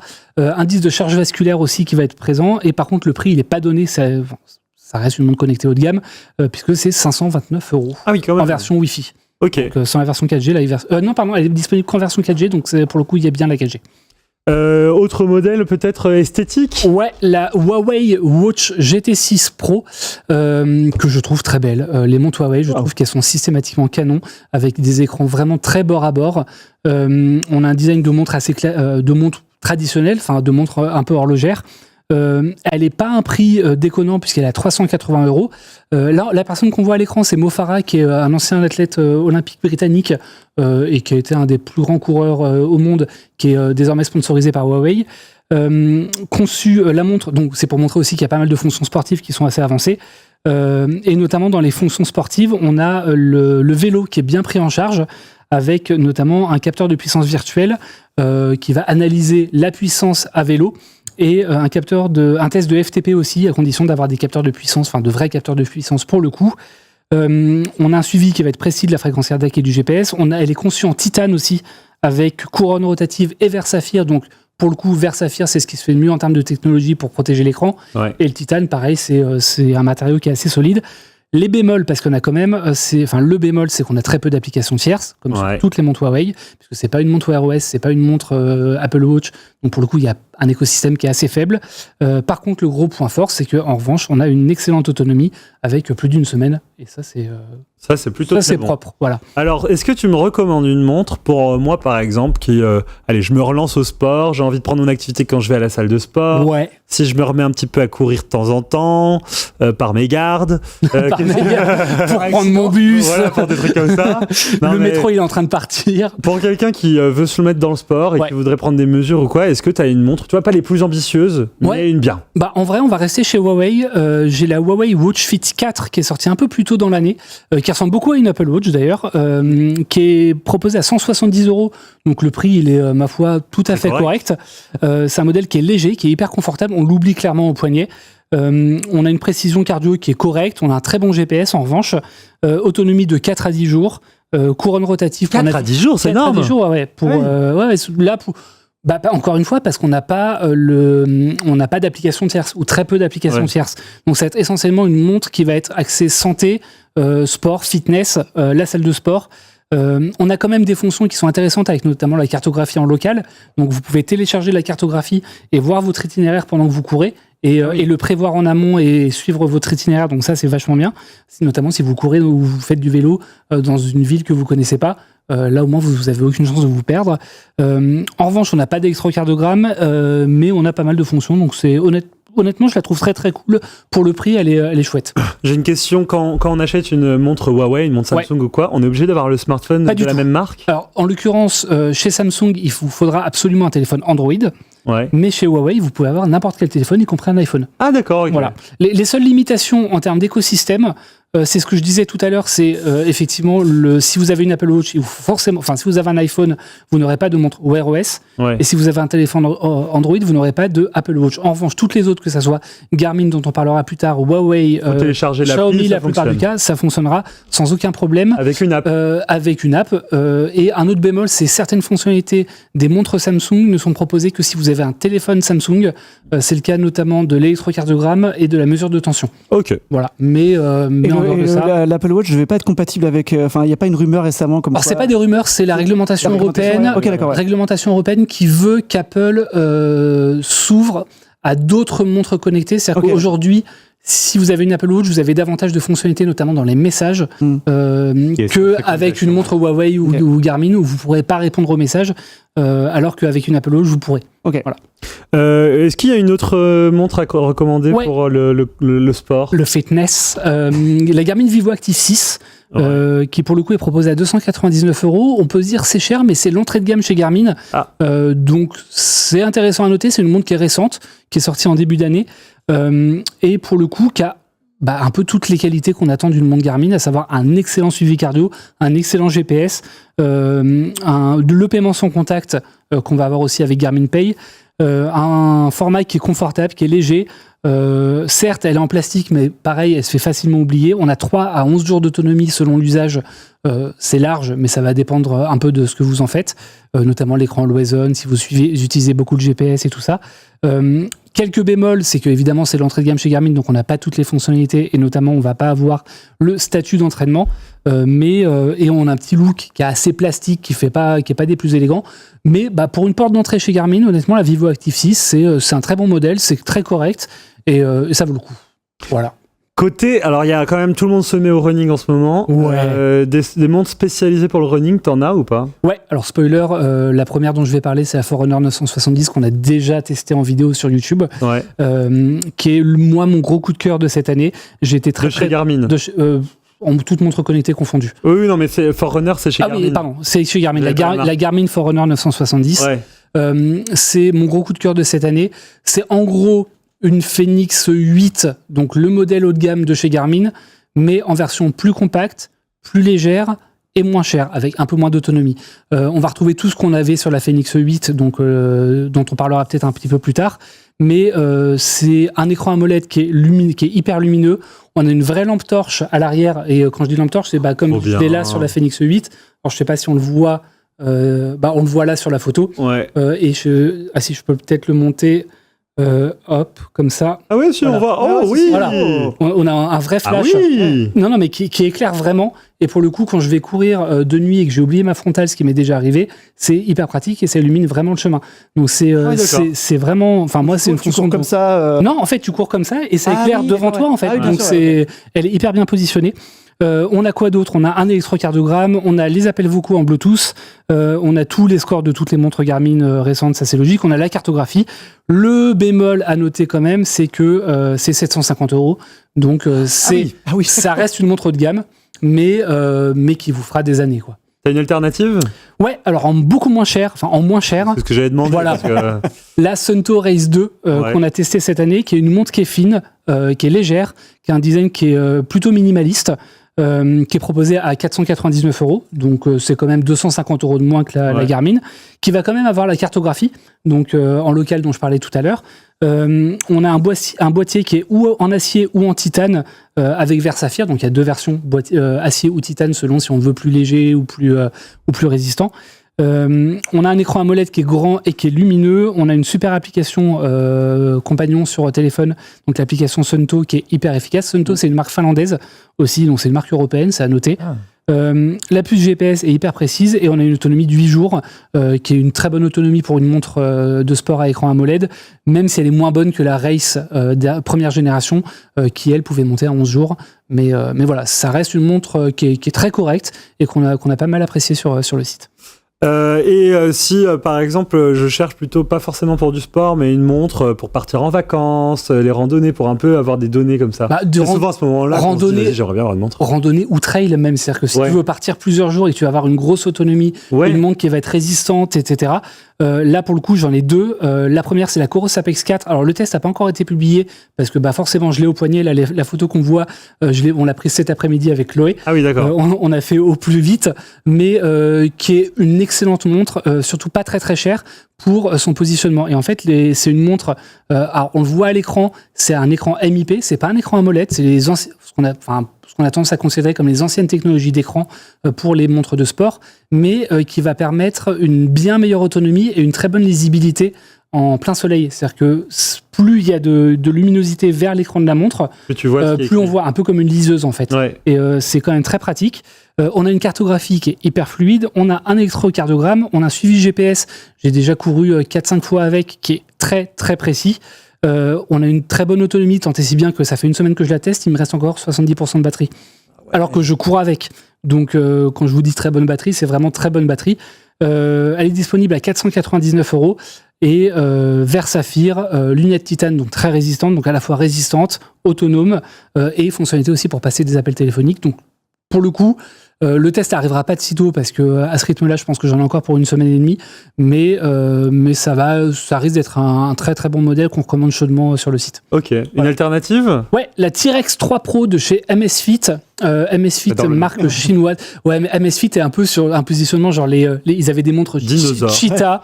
Cheetah pour donc le guépard, ils avaient les Falcon et les T-Rex, c'est les montres outdoor. Là pour le coup, ils sont très très très fortement inspirés et on le voit avec la lampe torche des montres Phoenix de chez Garmin. On a également les appels téléphoniques, on a un écran AMOLED, on a une bonne étanchéité, on a quoi d'autre, un bon suivi GPS, un bon suivi cardio, on a un assistant vocal basé sur ChatGPT. Donc, qui est plutôt intéressant. Alors, ça vaut pas Gemini et l'intégration de Gemini sur les dernières montres Wear OS, que ce soit les Galaxy Watch ou les Pixel Watch, mais c'est vachement bien. Et elle est disponible en deux formats, 44 ou 48 mm. Donc, même si vous avez un gros poignet, ou un petit poignet, ce sera plus ou moins, ce sera un peu plus adapté, puisqu'il y a un petit format. Et il y a au moins une semaine d'autonomie pour un prix de 399 €. Ah oui, donc ok, bon plan du coup. Ouais, j'ai une petite mention quand même aussi sur la Phoenix 8 Pro. Ouais. La Phoenix 8 Pro qui est le modèle haut de gamme de Garmin lancé cette année, qui succède donc à la Phoenix 8. Ouais. C'est la même chose. Simplement, donc on va retrouver la lampe torche, on va trouver l'écran AMOLED, micro, étanchéité, fonction de plongée. La grosse nouveauté, c'est la 4G. Qui va être intégrée pour la première fois sur une montre, pour la première fois depuis un bon moment sur une montre de sport. Et qui va permettre de partager l'itinéraire. C'est-à-dire que si vous courez, vous pourrez envoyer votre itinéraire à votre compagne, votre compagnon ou quelqu'un, ou alors même à votre famille si vous courez au marathon de Paris, pourront voir votre itinéraire en temps réel, sans que vous avez pour vous encourager sur le bord. Trop bien. Ça c'est vachement bien. Le bémol, et ça va permettre également d'envoyer des messages et des appels et de passer des appels téléphoniques en passant par l'application Garmin Messenger. Donc, vos contacts devront utiliser cette application-là. Nul. C'est un bémol. L'autre bémol, c'est que il faut payer l'abonnement 4G. Et par contre, il y a un truc qui est plutôt cool, c'est qu'on a une connexion satellite aussi pour les messages d'urgence. Cette montre-là, elle est proposée à partir de 1 200 € avec 10 € par mois supplémentaires pour l'abonnement 4G. Évidemment. Ouais, tu t'attendais pas au prix. Hein. T'as craqué. Et à titre de comparaison, la Phoenix 8, qui elle ne propose pas la 4G, mais en dehors de ça, a toutes les mêmes fonctions, la Phoenix 8 de chez Garmin est proposée à 1 050 €, donc 150 € de moins, et sans abonnement à payer. Voilà, l'iceberg là, elle est pas chère en fait. Oui, c'est pour ça. Moi, je rigolais avec mon rire de riche quand vous parliez du prix de la Xbox. T'as parlé de connexion satellite, c'est important aujourd'hui de prendre des montres avec connexion satellite ou on s'en fout un peu? Alors, je dirais pas que c'est important, et surtout, je dirais que, en fait, pourquoi est-ce qu'on parle de connexion satellite ? Parce que cette année, il y a une grosse tendance, et notamment il y a 3 acteurs majeurs du secteur qui ont annoncé l'arrivée de la connexion satellitaire, et pas uniquement GPS, donc c'est connexion dans les deux sens, donc aussi bien pour envoyer des messages que pour en recevoir via satellite. C'est Apple, Google et Garmin. Google, on en a parlé au tout début, la Pixel Watch 4 le propose aux États-Unis pour passer envoyer des messages SOS d'urgence. Garmin le propose, comme on l'a vu tout à l'heure, si jamais vous avez plus de réseau de 4G, vous pouvez passer par une connexion satellite qui va vous permettre d'avoir accès à la fois à vos contacts, d'envoyer du suivi en temps réel ou, pareil, message d'urgence gratuitement. Et Apple le propose aussi pour la fonction de message via Messages, la fonction localisée et la fonction SOS d'urgence, encore une fois. Pourquoi est-ce que c'est intéressant ? C'est intéressant notamment parce que, pour les personnes qui savent qu'ils vont partir en zone blanche pour des longs treks, des randonnées, des trucs comme ça, et qui vont pas forcément avoir leur téléphone, ou alors même s'ils ont leur téléphone, ils vont peut-être avoir des accidents, ne pas pouvoir capter en 4G parce qu'ils sont, je dis n'importe quoi, dans un massif où il n'y a pas d'antenne du tout. Là, ça peut être intéressant. En vrai... En dehors de l'alpinisme... En vrai, en France, surtout... J'ai déjà capté le satellite en train. Le problème, c'est qu'aussi, on l'a vu sur les images, il faut faire la calibration, il faut bien orienter vers les constellations satellites, etc. Le problème aussi, c'est que c'est des fonctionnalités... Enfin, en France, on a un maillage 4G qui est excellent, qui couvre 93 ou 94% du territoire, quasiment 100% de la population. Mais en termes de territoire, on a un maillage qui est vachement bien. Donc, dans la plupart des cas, la 4G va suffire. Mais si jamais vous savez que vous partez souvent à l'aventure, que vous voulez partir aux États-Unis pour aller visiter des canyons, le désert, des trucs comme ça, où vous savez que vous n'aurez pas de connexion, ça peut être intéressant. Surtout dans ces cas-là. Et c'est intéressant surtout pour le côté SOS, quoi. Oui, ok. T'es content si tu l'as et que t'as un accident. Oui, voilà. Mais il faut être dans la zone où il n'y a pas de réseau, quoi. Faut être dans la zone où il n'y a pas de réseau. Ok, écoute, merci Geoffroy pour toutes ces infos. J'espère que chez vous, ça vous aura aidé à bien choisir votre montre. J'espère aussi. Mais il y en a un paquet de montres sur le marché. Je te dis 47 années et j'ai pas fini. Et t'as pas fini. Bon, écoutez, on vous tiendra au courant. Peut-être à la fin de l'année, on refera un classement. Carrément. Bon. Allez, on enchaîne. Messieurs, écoutez, je vous laisse tous les trois, donc je vous dis merci beaucoup. On te laisse tout seul. Et on va, vous inquiétez pas, le plateau va se remplir. On va continuer avec une interview, vous allez voir, hyper intéressante autour du recrutement RH, mais influencé à l'ère de l'IA. On nous remplace par l'IA. Donc on vous remplace, les gars, ciao, et on parle de l'IA sans vous. Et moi je dis aux gens à demain, puisque je les retrouve demain matin. En à 9h30. Matinale. Allez, on revient.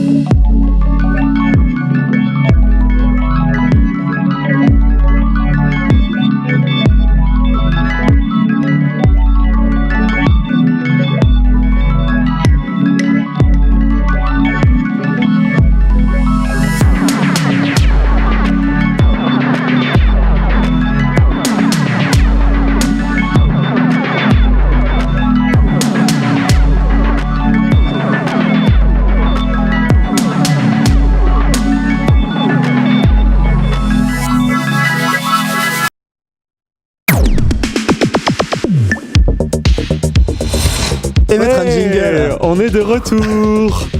Alors, mon bon Greg, t'es parti pisser puis t'es revenu avec 2 mecs. Voilà, je suis parti pisser 20 minutes. Qu'est-ce que tu trouves dans les toilettes Voilà, plein de gens, plein de trucs, c'est super. Bref. Sérieusement. Tout à l'heure, je lui ai dit tu vas pisser. J'ai dit je vais pisser 20 minutes, effectivement, le temps de sortir de la rubrique de Geoffroy. Ouais. Bonjour les gars, alors j'ai avec moi Tonton Karim, c'est comme ça qu'on t'appelle sur les réseaux, tout à fait. Et puis Léo Bernard, je vais t'appeler Léo, ce sera plus simple que Bernard, c'est quand même ça fait long après. Alors j'ai un nom qui s'appelle Bernard, il est super sympa. Exactement, mais c'est un oncle, tu vois. Oui, voilà.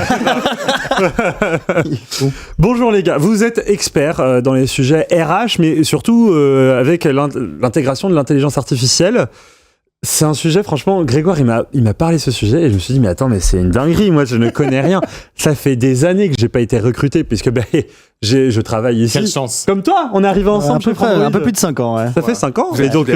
Et donc on n'est pas sur le marché du travail depuis un moment et donc on ne sait pas comment ça se passe le recrutement parce que nous on est à la préhistorique. On se disait, pour recruter, voilà, on postule, les gens nous répondent, on fait un entretien, puis c'est fini. Mais apparemment, tout ça est bouleversé.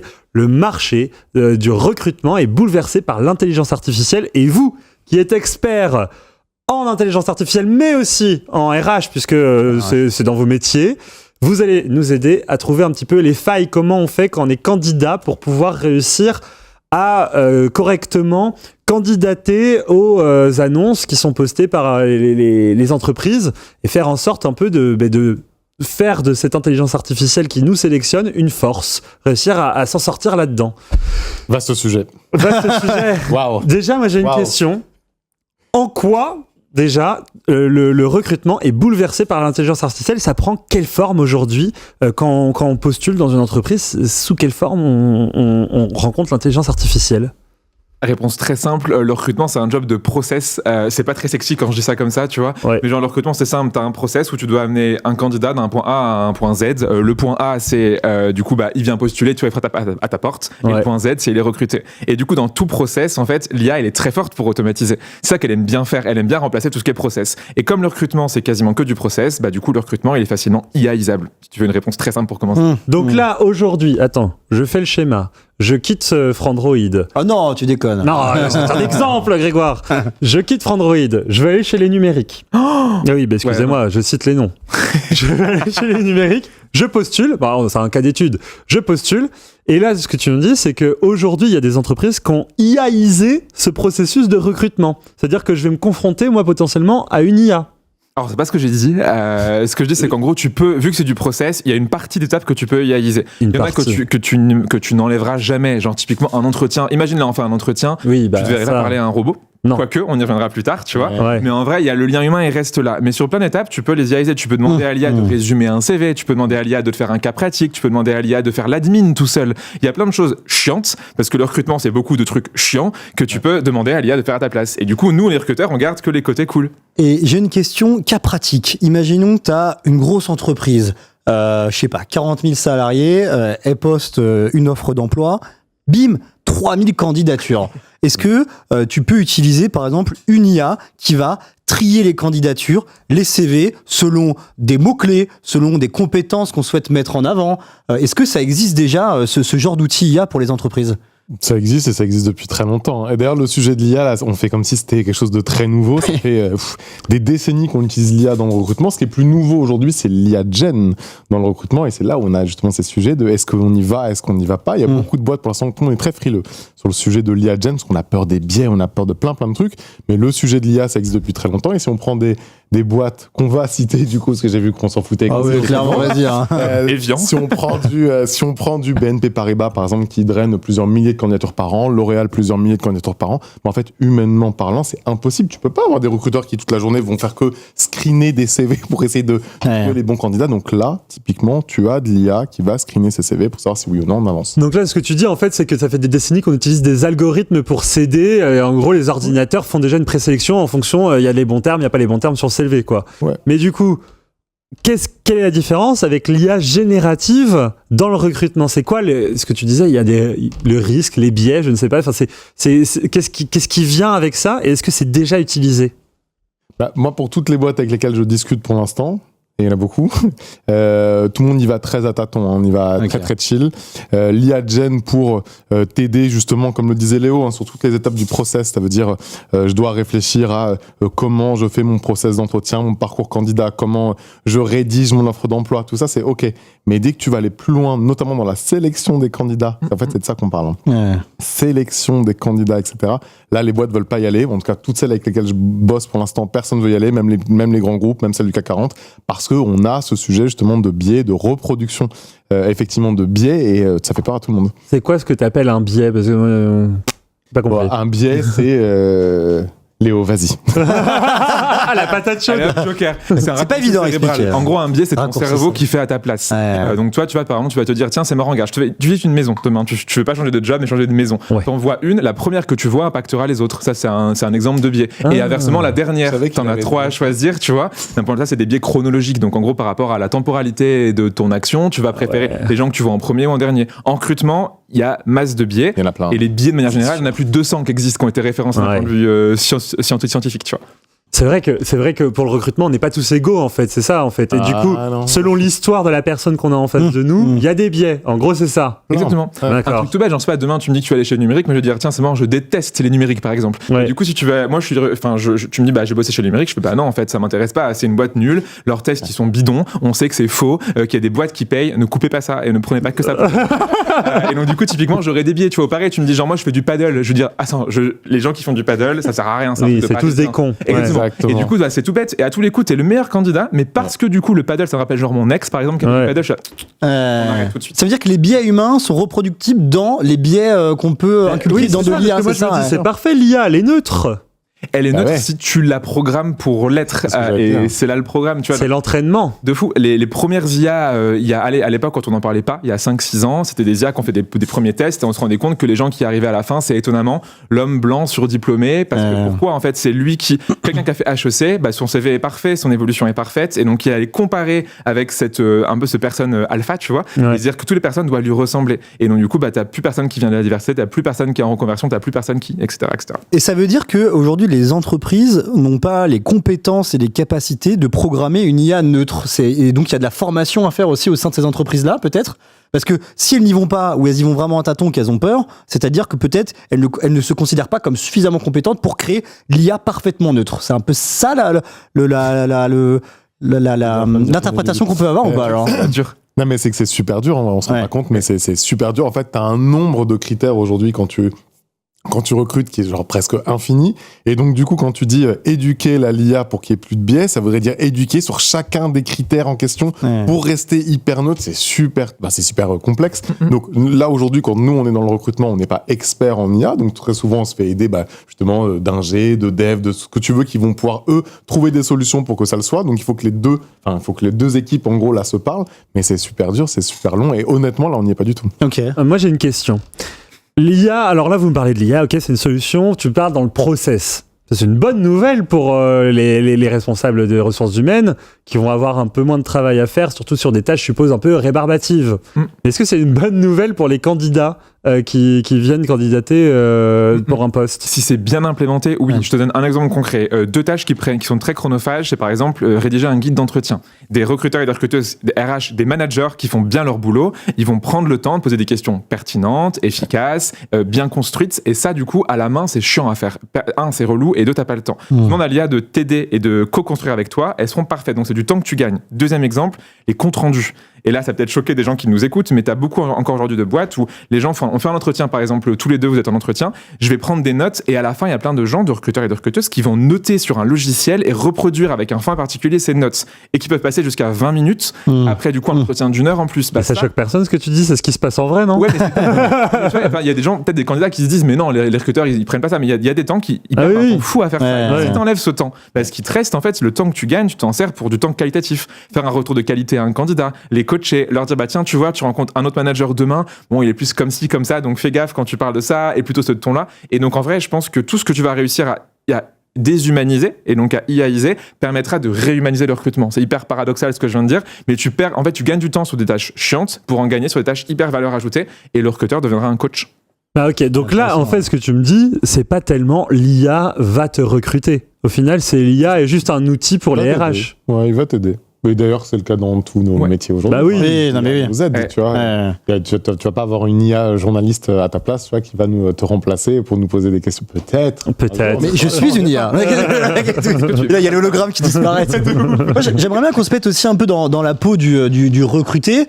Aujourd'hui, j'ai quand même l'impression qu'il y a beaucoup de personnes qui utilisent l'IA pour refaire un peu leur CV, pour refaire leur lettre de motivation.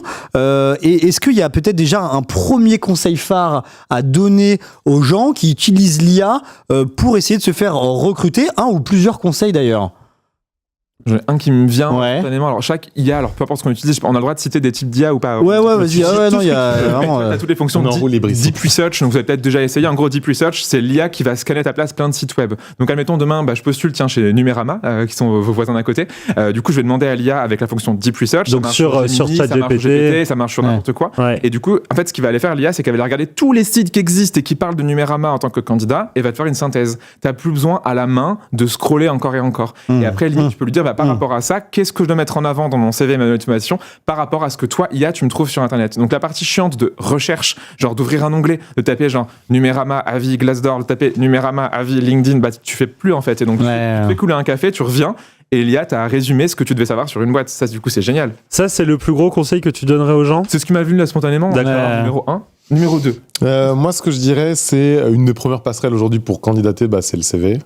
Pour les candidats, ça reste en tout cas l'outil numéro 1. Et les CV, c'est pas si facile que ça de faire un bon CV. C'est super dur, c'est relou, ça prend du temps. Et il y a des outils qui peuvent être pas mal aujourd'hui pour t'aider justement à les construire. Alors en général, on utilise beaucoup Canva aujourd'hui pour faire les CV, mais il y a une rumeur qui dit qu'apparemment, quand on utilise les CV Canva, ils ne passent pas avec les IA. Donc on dit qu'il faut faire super attention à ces CV. Comment ça ? En fait, on dit qu'ils passent très mal les filtres. Les robots, notamment dans les grands groupes. Et donc, il faut faire très attention à ces CV. Bon, spoiler alerte, c'est... Bullshit. C'est juste que t'as pas été pris. C'est les fils Canva, ils prennent pas les fils Canva. Pour rassurer les gens, on peut utiliser Canva pour faire des CV, ça va pas être blacklisté de certains filtres d'entreprise. Quand c'est en panne. Oui, ça l'était avant-hier. Tu fais ton CV sur Canva, après tu l'exportes en PDF ou en JPEG. Mais en fait, le sujet des CV Canva, en fait, c'est pas les CV Canva, c'est le type de modèle que tu vas prendre. Les templates. Exactement, et en l'occurrence, il y a des types de modèles que tu vas choisir qui, eux, passent très très mal avec l'IA. D'accord. Et ça, c'est une vérité. C'est tous les modèles où tu vas retrouver beaucoup de logos, beaucoup de pictogrammes. Donc tous ceux qui mettent le logo, par exemple, d'InDesign ou Photoshop, pour me dire qu'ils maîtrisent InDesign ou Photoshop, c'est une très mauvaise idée. Faut l'écrire. Le sujet des étoiles, des points, ou les jauges, en fait, de niveau, très mauvaise idée aussi.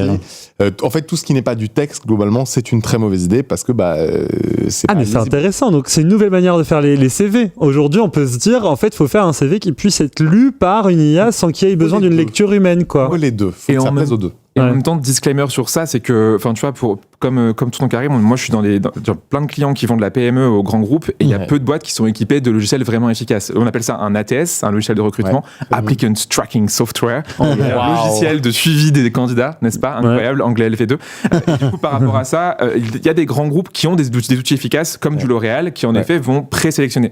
Mais la majeure partie des recrutements, c'est pas ça. C'est un humain, dans 99% des cas, qui va regarder les CV un par un. Donc même si ton CV il est merdique, c'est quand même le recruteur qui va aller le regarder. Même s'il y a des logos, il faut éviter au maximum parce que ça évolue très vite la techno. Mais au global, c'est toujours un humain qui regarde. Et ça, c'est une rumeur en effet dont on parlait. C'est une rumeur, ça reste une rumeur. J'ai une question hyper importante. Quand tu envoies ton CV, souvent les gens ils envoient avec une lettre de motivation. La lettre de motivation, j'ai l'impression, genre, elle a plus de valeur. Elle a plus de valeur. On en a marre de lire 10 lignes qui sont bullshit. Tu nous dis que t'es motivé. Moi, je les lis toutes. Et ça, je les lis 4 fois. Tu lis ça avant de t'endormir. Exactement. Mais en fait, je suis très motivé, je suis pro. Non, je rigole. Et du coup, cette lettre de motivation, aujourd'hui, est-ce que par convention on continue de l'envoyer et du coup ça totalement on la génère par IA et on s'en fout de ce à quoi elle ressemble et vous conseillez d'en envoyer une mais on s'embête pas, on la fait par IA et basta, ou est-ce que où est-ce qu'on en est sur cette lettre de motivation? Alors on en est. Alors elle est jugée très importante par tout juste un recruteur sur 10. On voit que c'est très peu. Pourtant, à chaque fois que je dis ça, il y a toujours un recruteur qui sort d'un buisson comme un Pokémon sauvage pour me dire que non, pas du tout, on la lit. Bon, globalement, quand tu poses la question aux recruteurs, peu importe, un TPE, PME, grand groupe, ce que tu veux, elle est quand même très très peu lue. Pourquoi ? Parce qu'il y a beaucoup de copier-coller, puis maintenant il y a beaucoup de lettres de motivation ChatGPT, donc en gros tout le monde se fait chier. On lit tout le temps la même chose, donc en gros ça sert pas à grand chose, mais dès lors que tu prends le temps d'en faire une qui est vraiment canon, que tu as vraiment fait toi-même, ça peut faire la diff. Ça peut faire la diff. Après, tu discutes avec des recruteurs, Léo, tu diras, je pense, tu diras la même chose, tu verras ce que tu dis, mais on ne sait pas. On ne sait pas, mais non, mais globalement, le truc qu'on va lire, c'est le CV. La notation, bien sûr. On n'a pas le temps, quoi. La vie est trop courte. Et sur le CV, tu disais, c'est quand même assez chronophage et assez chiant à faire. Est-ce que ça existe des IA qui arrivent à te pondre, mais un CV nickel, avec un bon prompt, les bonnes compétences à mettre en avant. Mais tu sais, le truc clé en main, ça peut être un outil payant. Hein. On peut aussi citer des outils IA payants. Est-ce que ça existe déjà? Si oui, lesquels? J'ai eu il y a quelques semaines un CV sur Gamma. Je sais pas si vous connaissez l'outil Gamma. Non. De nom, ouais. Créer des presses un peu comme des presses PowerPoint, mais toutes belles, magnifiques, avec des beaux visuels, des beaux supports. Et donc du coup, c'était pas un CV papier, c'était un site. Donc tu cliquais sur le lien. Alors au début, j'ai pris quand même un VPN au cas où, tu vois, genre c'était pas un truc un peu chelou. Et du coup, tu cliques et t'arrives sur du coup une dizaine de slides et c'est beaucoup plus agréable à lire qu'un CV. La personne avait appris la DA du coup de la boîte par rapport à ça. T'avais des liens cliquables à l'intérieur qui allaient vers un portfolio. C'était pour du coup un job de graphiste, donc du coup forcément ça s'y prêtait aussi bien. Mais ça marche pour n'importe quel job. Et donc Gamma, donc c'est gamma.io je crois avec 2 M. Et en gros tu lui mets un prompt du style fais-moi un CV par rapport à ce profil LinkedIn, par rapport à mon CV moche d'il y a 5 ans que j'ai pas mis à jour, et rajoute ça sur l'annonce. Voici ce qu'il y a écrit. Donc fais en sorte que ce que je dise dans mon CV soit en lien avec ce qui est demandé dans l'annonce. Va voir au passage sur internet ce qu'on dit sur la boîte et ça te pond un truc automatiquement. Donc Gamma pour un CV, je pense que ça peut être bien. Et ça fait un CV conventionnel ou ça fait uniquement des présentations? Ça fait une presse. Par contre après tu peux le dupliquer et te dire fais-moi aussi un truc en mode one pager comme un CV, mais tu peux dire dans ton CV si vous voulez la version intégrale, cliquez ici. Et là le recruteur il va y aller. Et après c'est aussi différent, tu vois, genre je dirais pour les gens qui nous écoutent, t'as à la fois si tu sais que t'es en position de force, genre aujourd'hui t'es comptable ou commercial, c'est des métiers qui recrutent beaucoup, du coup ils savent qu'ils peuvent en gros faire un truc personnalisé parce qu'ils vont être désirés. Mais si t'as un métier comme genre en marketing où tout le monde veut faire du marketing, il n'y a pas assez de positions, là malheureusement il y aura 400 candidats en face de toi, donc je sais pas si c'est ça qui fera la différence. Ok. Donc Gamma, est-ce qu'il y en a d'autres des outils pour faire son CV facilement? Ouais, moi je peux en proposer 2. J'en ai un, c'est CV Designer qui est pas mal. En fait, c'est un outil qui te permet, qui est très connu sur le marché, qui te permet de faire un CV. Ils ont inséré beaucoup d'IA ces derniers temps. Donc en fait, il va te recommander beaucoup de champs où du coup tu vas dire je cherche un job de commercial. Il va te mettre des mots-clés, des compétences. Il va te suggérer plein de trucs, donc c'est pas mal. Et tu as un niveau encore supérieur. Ça va être un truc qui s'appelle Meilleur Job. Et en fait, là, typiquement, tu donnes ta position, tu intègres un CV précédent et puis il va te mettre vraiment, il va te faire ton CV, quoi. Ah, trop bien. C'est quoi l'erreur qu'on croise la plus régulièrement sur des candidatures? On voit que l'IA est utilisée. Est-ce qu'il y a un pattern d'erreur qui revient régulièrement qu'on peut éviter, justement? C'est des conseils qu'on peut donner aux viewers en mode ne faites surtout pas ça avec l'IA, c'est une grosse connerie, c'est cramé et ça prouve que je sais pas, vous n'êtes pas un bon candidat. Est-ce qu'il y a des choses qui ressortent plus que d'habitude? Les candidats utilisent tous de toute façon les mêmes prompts, ils écrivent tous la même chose, tu vois. Donc en fait, comme c'est pas des gros prompts qui sont très travaillés, du coup le résultat est absolument toujours le même et ça se de tout temps. C'est vraiment ou des emojis un peu bizarres. Oui, c'est clair. En fait, c'est ça, c'est que tu mets des éclairs, des fusées. Voilà. Alors, des emojis, ça va être ça. Ça va être même dans la structure des lettres de motivation, mais c'est toujours les mêmes types de structures avec les mêmes types de formules, les mêmes types de tournures. Dans les CV, c'est pareil. C'est souvent les mêmes, par exemple, descriptions de postes qu'on va retrouver. On sent en fait que ça a été écrit sur ChatGPT. Genre, donne-moi des exemples de missions pour un poste de comptable. En fait, c'est les mêmes tout le temps. Je pense que pour les premières fois où tu le fais, du coup, ça passe totalement inaperçu auprès des recruteurs, mais plus évidemment les candidats le font, plus ça est cramé, quoi. Okay. Moi, j'ai une question. Est-ce que quand je veux postuler à un travail, le fait d'utiliser ChatGPT dans ma vie, ça peut être un avantage au recrutement? Si tu l'utilises bien, oui. Enfin, tu vois, si c'est juste un prompt en mode quel temps il fera demain à Marseille, ta grand-mère peut grosso modo. Non, mais moi, je me suis toujours dit, tu sais, c'est un peu comme tricher. Quand tu dis je fais mes mails avec ChatGPT, je vous ai répondu tous mes mails, je les ai fait avec ChatGPT.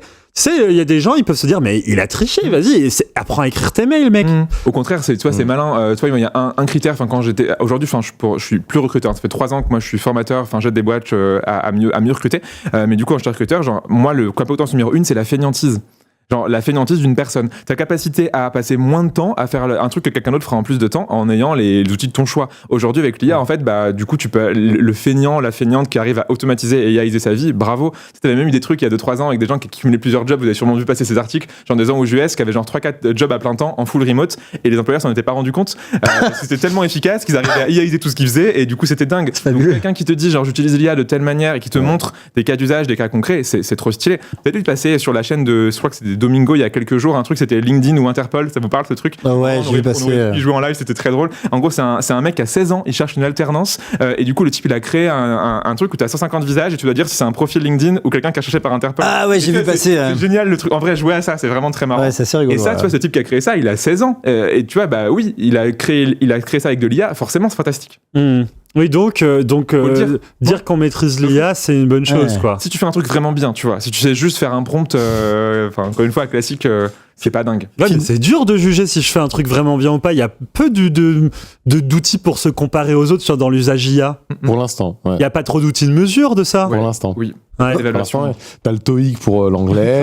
Voilà. Mais moi, je pense, d'ici quelques temps, on va nous prendre. C'est logique. Des diplômes. Ouais, pour savoir quel est ton niveau des certifs et tout, quel est ton niveau d'IA. En fait, à l'avenir, le candidat un peu idéal, le bon candidat, c'est aussi celui qui sait maîtriser l'IA et les outils IA. Alors ça dépend évidemment du métier, mais ça va faire partie, toi, tu penses, tu as des critères de plus en plus pris en compte par les entreprises. C'est-à-dire que maintenant sur les CV, est-ce que tu vas mettre maîtrise parfaite de, je sais pas, Perplexity ou autre connaissance profonde. Pourquoi pas?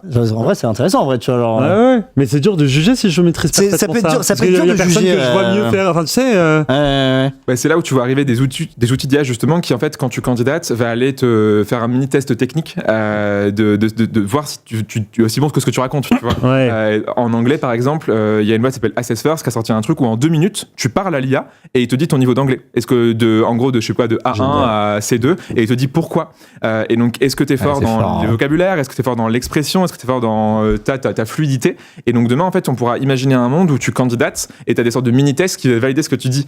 Et du coup, l'IA sera beaucoup plus fort parce que la personne qui est super bon à mitonner sur son CV, elle passera plus le cap des CV. Alors que quelqu'un qui serait plus, tu vois, genre timide, discret et qui aurait du mal à se vendre, en fait, au final, via ton test IA, il se dirait, c'est trop bien. Ah ouais, du coup, parce que c'est vrai que c'est hyper impressionnant quand la RH, elle se met à parler en anglais dans un entretien, tu sais. C'est terrible, le switch. Le switch in English. Alors on parle même pas anglais, tu sais. Le cauchemar de ouf. Mais du coup, c'est vrai que des petits tests comme ça, un peu impersonnels, pour des gens qui ont un peu des phobies sociales, des trucs comme ça peut mieux marcher, quoi. Bien sûr.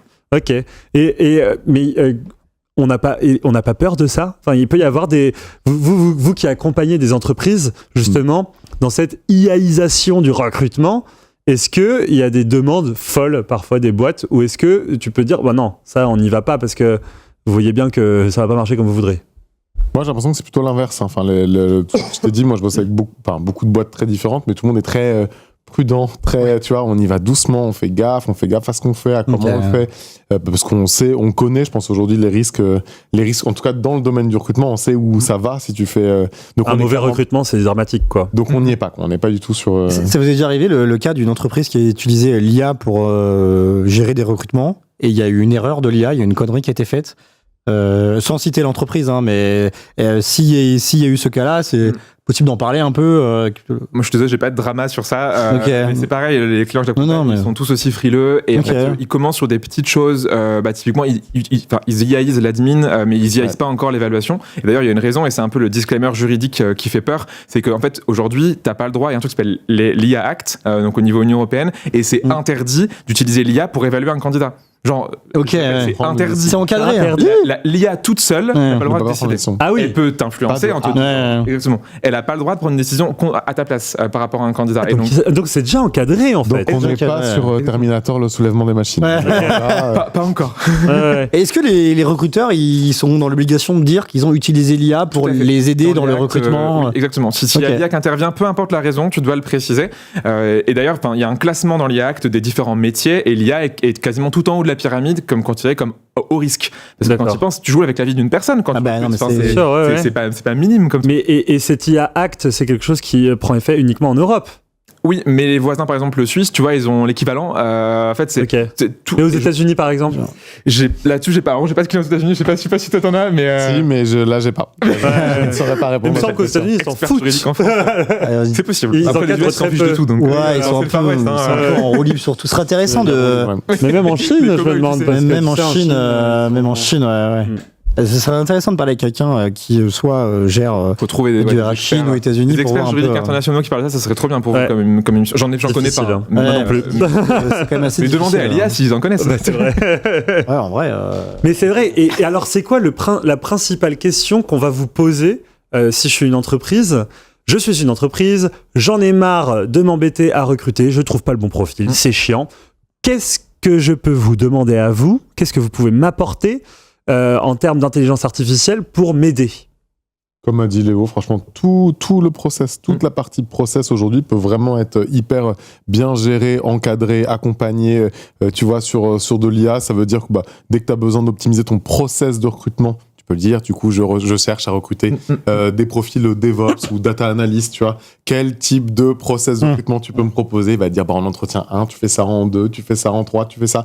Il va te définir tout ton process. Tu vas lui dire, voilà l'annonce que j'ai aujourd'hui pour un Data Analyst. Comment est-ce qu'on peut l'améliorer ? Toute cette partie process, toute de A à Z, elle peut être optimisée. Sur ça, on peut travailler sur tout. Et donc, mais il y a des outils IA qui ont été créés pour ça, ou globalement, on travaille avec du Gemini, ChatGPT, etc. T'as les deux cas. Alors, il y a aussi beaucoup de grands groupes qui imposent typiquement un outil d'IA à utiliser. Alors, on peut citer du coup des noms, mais t'as beaucoup de grands groupes. On a Microsoft, donc c'est Copilot. Or, Copilot est pas lié à la plus dingue, malheureusement, à utiliser. Après, t'en as qui disent, nous, on a Gemini. Moi, quand j'ai un client qui me dit, j'ai Gemini, ouais, trop bien, super, je vais enfin pouvoir m'amuser et faire des trucs chouettes. Et après, il y a des outils dédiés. Par exemple, tu vois, j'ai un bon ami qui a créé Solers.io. Solers, c'est un outil où, en gros, le but, c'est d'aider les candidats et ou les recruteurs à s'entraîner. Donc par exemple, toi, t'es recruteur, tu veux t'entraîner à pitcher du coup ta boîte à un candidat, tu vas t'entraîner encore et encore jusqu'à avoir le 100% de réussite. Et donc là, l'IA, c'est un peu comme un coach sportif, tu vois, que tu peux utiliser en illimité. Et donc il y a plein de cas d'usage qui existent, il y a des outils dédiés. On a parlé Assessfirst tout à l'heure pour la partie évaluation, genre en test technique ou test en langue. Il y a plein de trucs qui existent, ça dépend du jury. Et redisclaimer, toujours avoir dans la boucle le juridique et l'IT. N'importe quel sujet IA, toutes les boîtes doivent se lier avec le service juridique, on oublie souvent parce qu'on a peur d'eux, et avec le service IT. Demain, là vous m'avez parlé de l'IA aujourd'hui, etc. Demain, il n'y a plus de règles, enfin les règles sautent ou changent, c'est possible. Les règles sur l'IA vont évoluer dans le monde du recrutement. Qu'est-ce que demain on peut attendre de l'IA ? Vous l'attendez où pour qu'elle soit très efficace ?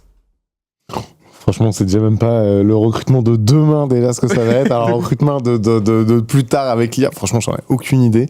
Je pense que juste globalement, on a envie de, comme le disait Léo, il a hyper bien synthétisé, on a envie de gagner du temps, comme tout le monde.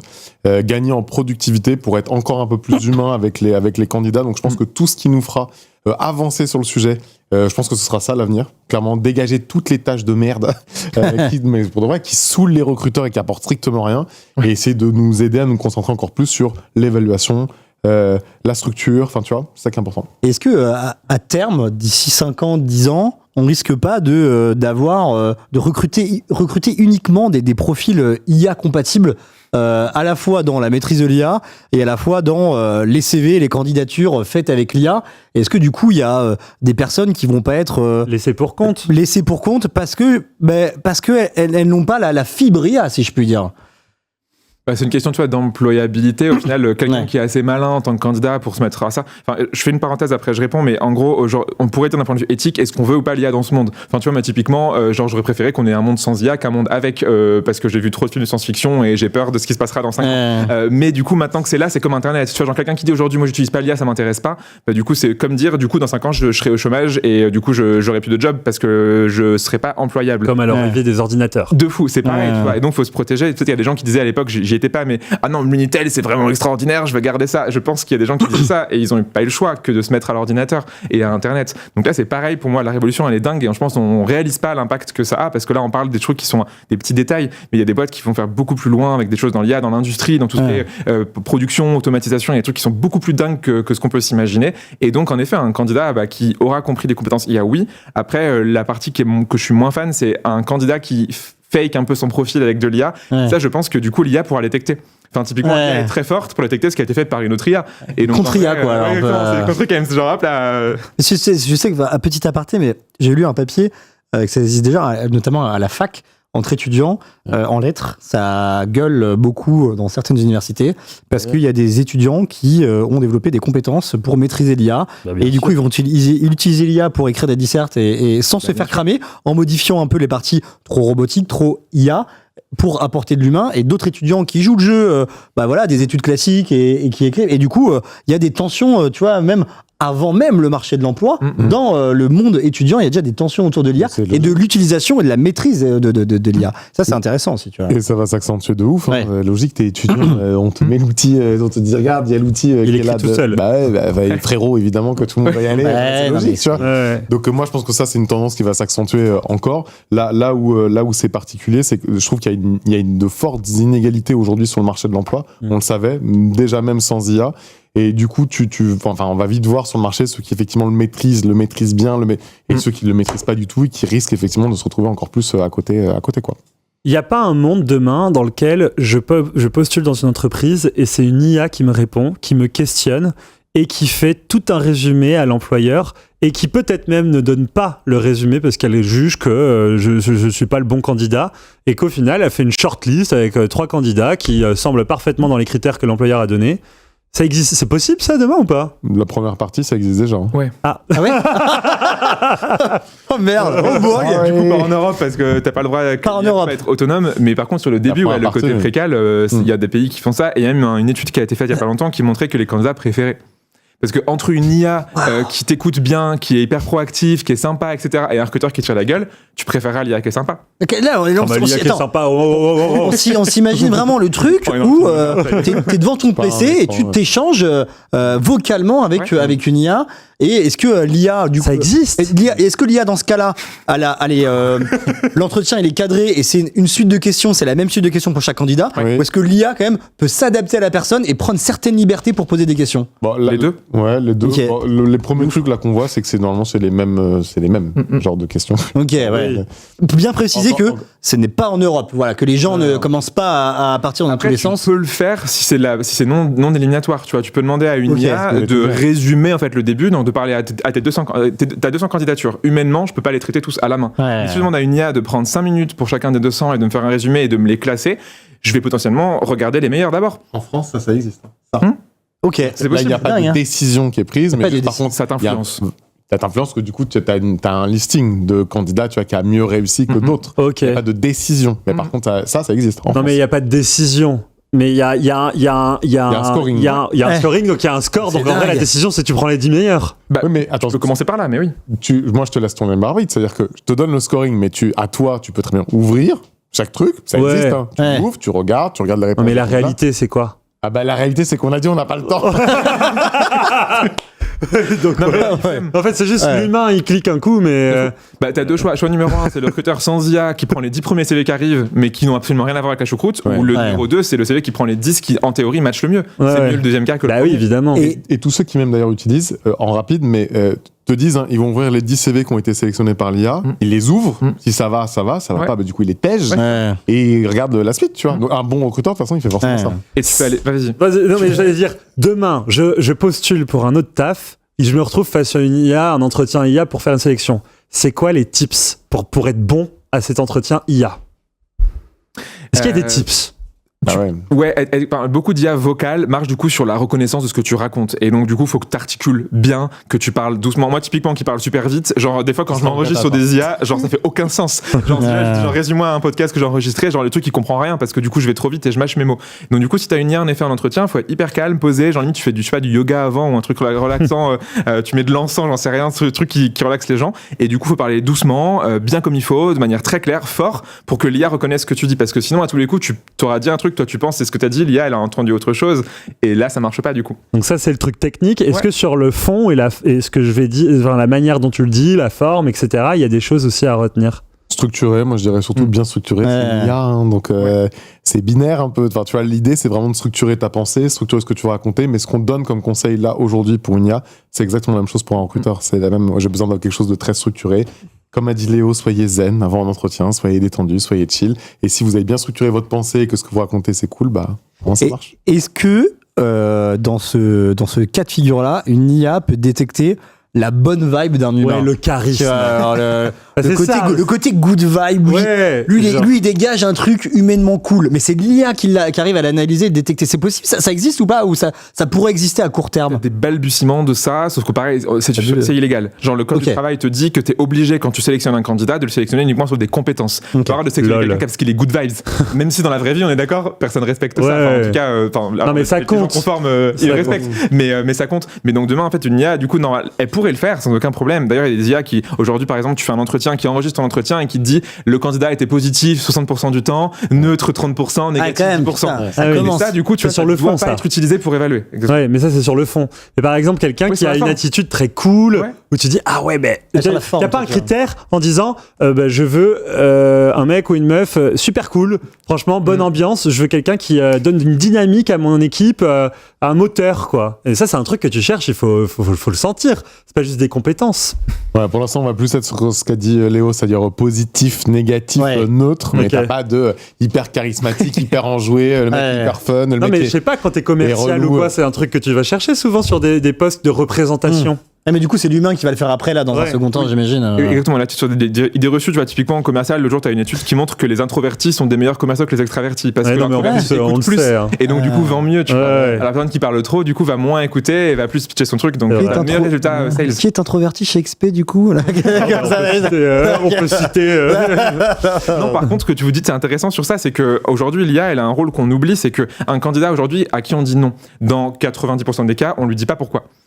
Déjà, si on lui dit, souvent, genre, t'as pas de mail, genre, t'es du ghosting total, mais du coup, on ne te dit pas la raison. Aujourd'hui, avec l'IA, ce que tu pourras faire, c'est que tu pourras répondre de manière personnalisée à tous tes candidats et dire, toi, Jean-Guy, t'as pas été pris parce que du coup, ça et ça. Et ça, c'est des critères objectifs. Tu vas pas sur ta perso en mode genre, t'étais pas assez good vibes parce que c'est illégal de dire ça en plus, mais de dire, typiquement, ta réponse sur, je sais pas, ton plan d'action KPI il y a 5 ans, il était pas assez bon par rapport à ce qu'attend un candidat à ce niveau-là. Et donc, tu peux avoir du coaching personnalisé de l'IA. Ok. Waouh. Ouais, ça. C'est quand même assez bien. On est dans la merde, Grégoire. Et on quitte pas notre taf, nous. Non, moi, parce que nous tous jouent sur le charisme. Parce que compétence zéro. Compétence zéro. Une émission en retard et problème technique, évidemment. Alors. Je sais que Karim a des impératifs derrière. Et moi aussi. Et toi aussi. Et on arrive à 19h. Je me permets. On est bien. On est très bien. Les gars, mais en tout cas, merci pour tous ces conseils. C'est passé vite. À chaque fois. Quand c'est très intéressant, ça passe toujours très vite. Oui, non mais on viendra. Merci pour tous ces conseils. Non mais oui, on vous suit. Est-ce qu'on peut vous suivre pour avoir vos conseils, etc., tes formations? Où est-ce qu'on vous suit, les gars? Moi, sur un peu tous les réseaux, LinkedIn beaucoup, Tonton Karim, c'est facile à trouver. Tonton Karim, c'est vrai. Sur Instagram aussi, Et toi? Moi, c'est que LinkedIn pour le coup, Léo Bernard, et il y a un petit renard pour me trouver parce que des Léo Bernard, on est beaucoup en France. C'est le renard. Ah mais non, pas du tout ça. Ça c'est le renard. C'est ce renard. C'est un petit renard. Ah trop bien. Ok. Écoutez, merci les gars d'avoir été présents sur notre émission. On se retrouve de toute façon. On retrouve tout le monde déjà demain dans la matinale avec tout le monde qui nous regarde. Oui, on vous retrouve demain dans la matinale avec Geoffroy à 9h30 et puis vendredi avec Cassim, pareil 9h30, on vous débriefera l'actu tech évidemment. Et puis évidemment, suivez-nous sur nos réseaux sociaux à nous aussi, Unlock sur YouTube, on diffuse tous les extraits. Et Instagram, TikTok, etc. Et vous retrouverez évidemment les extraits découpés, assurés, remontés pour dire que... Trop bien. Que c'est Terminator le soulèvement. Les moments gênants. Non, ça va être sympa. Et pour rediffuser tout ça. Donc voilà. Merci tout le monde. Cool. Merci. Ciao. Bye bye. Ciao. Au revoir.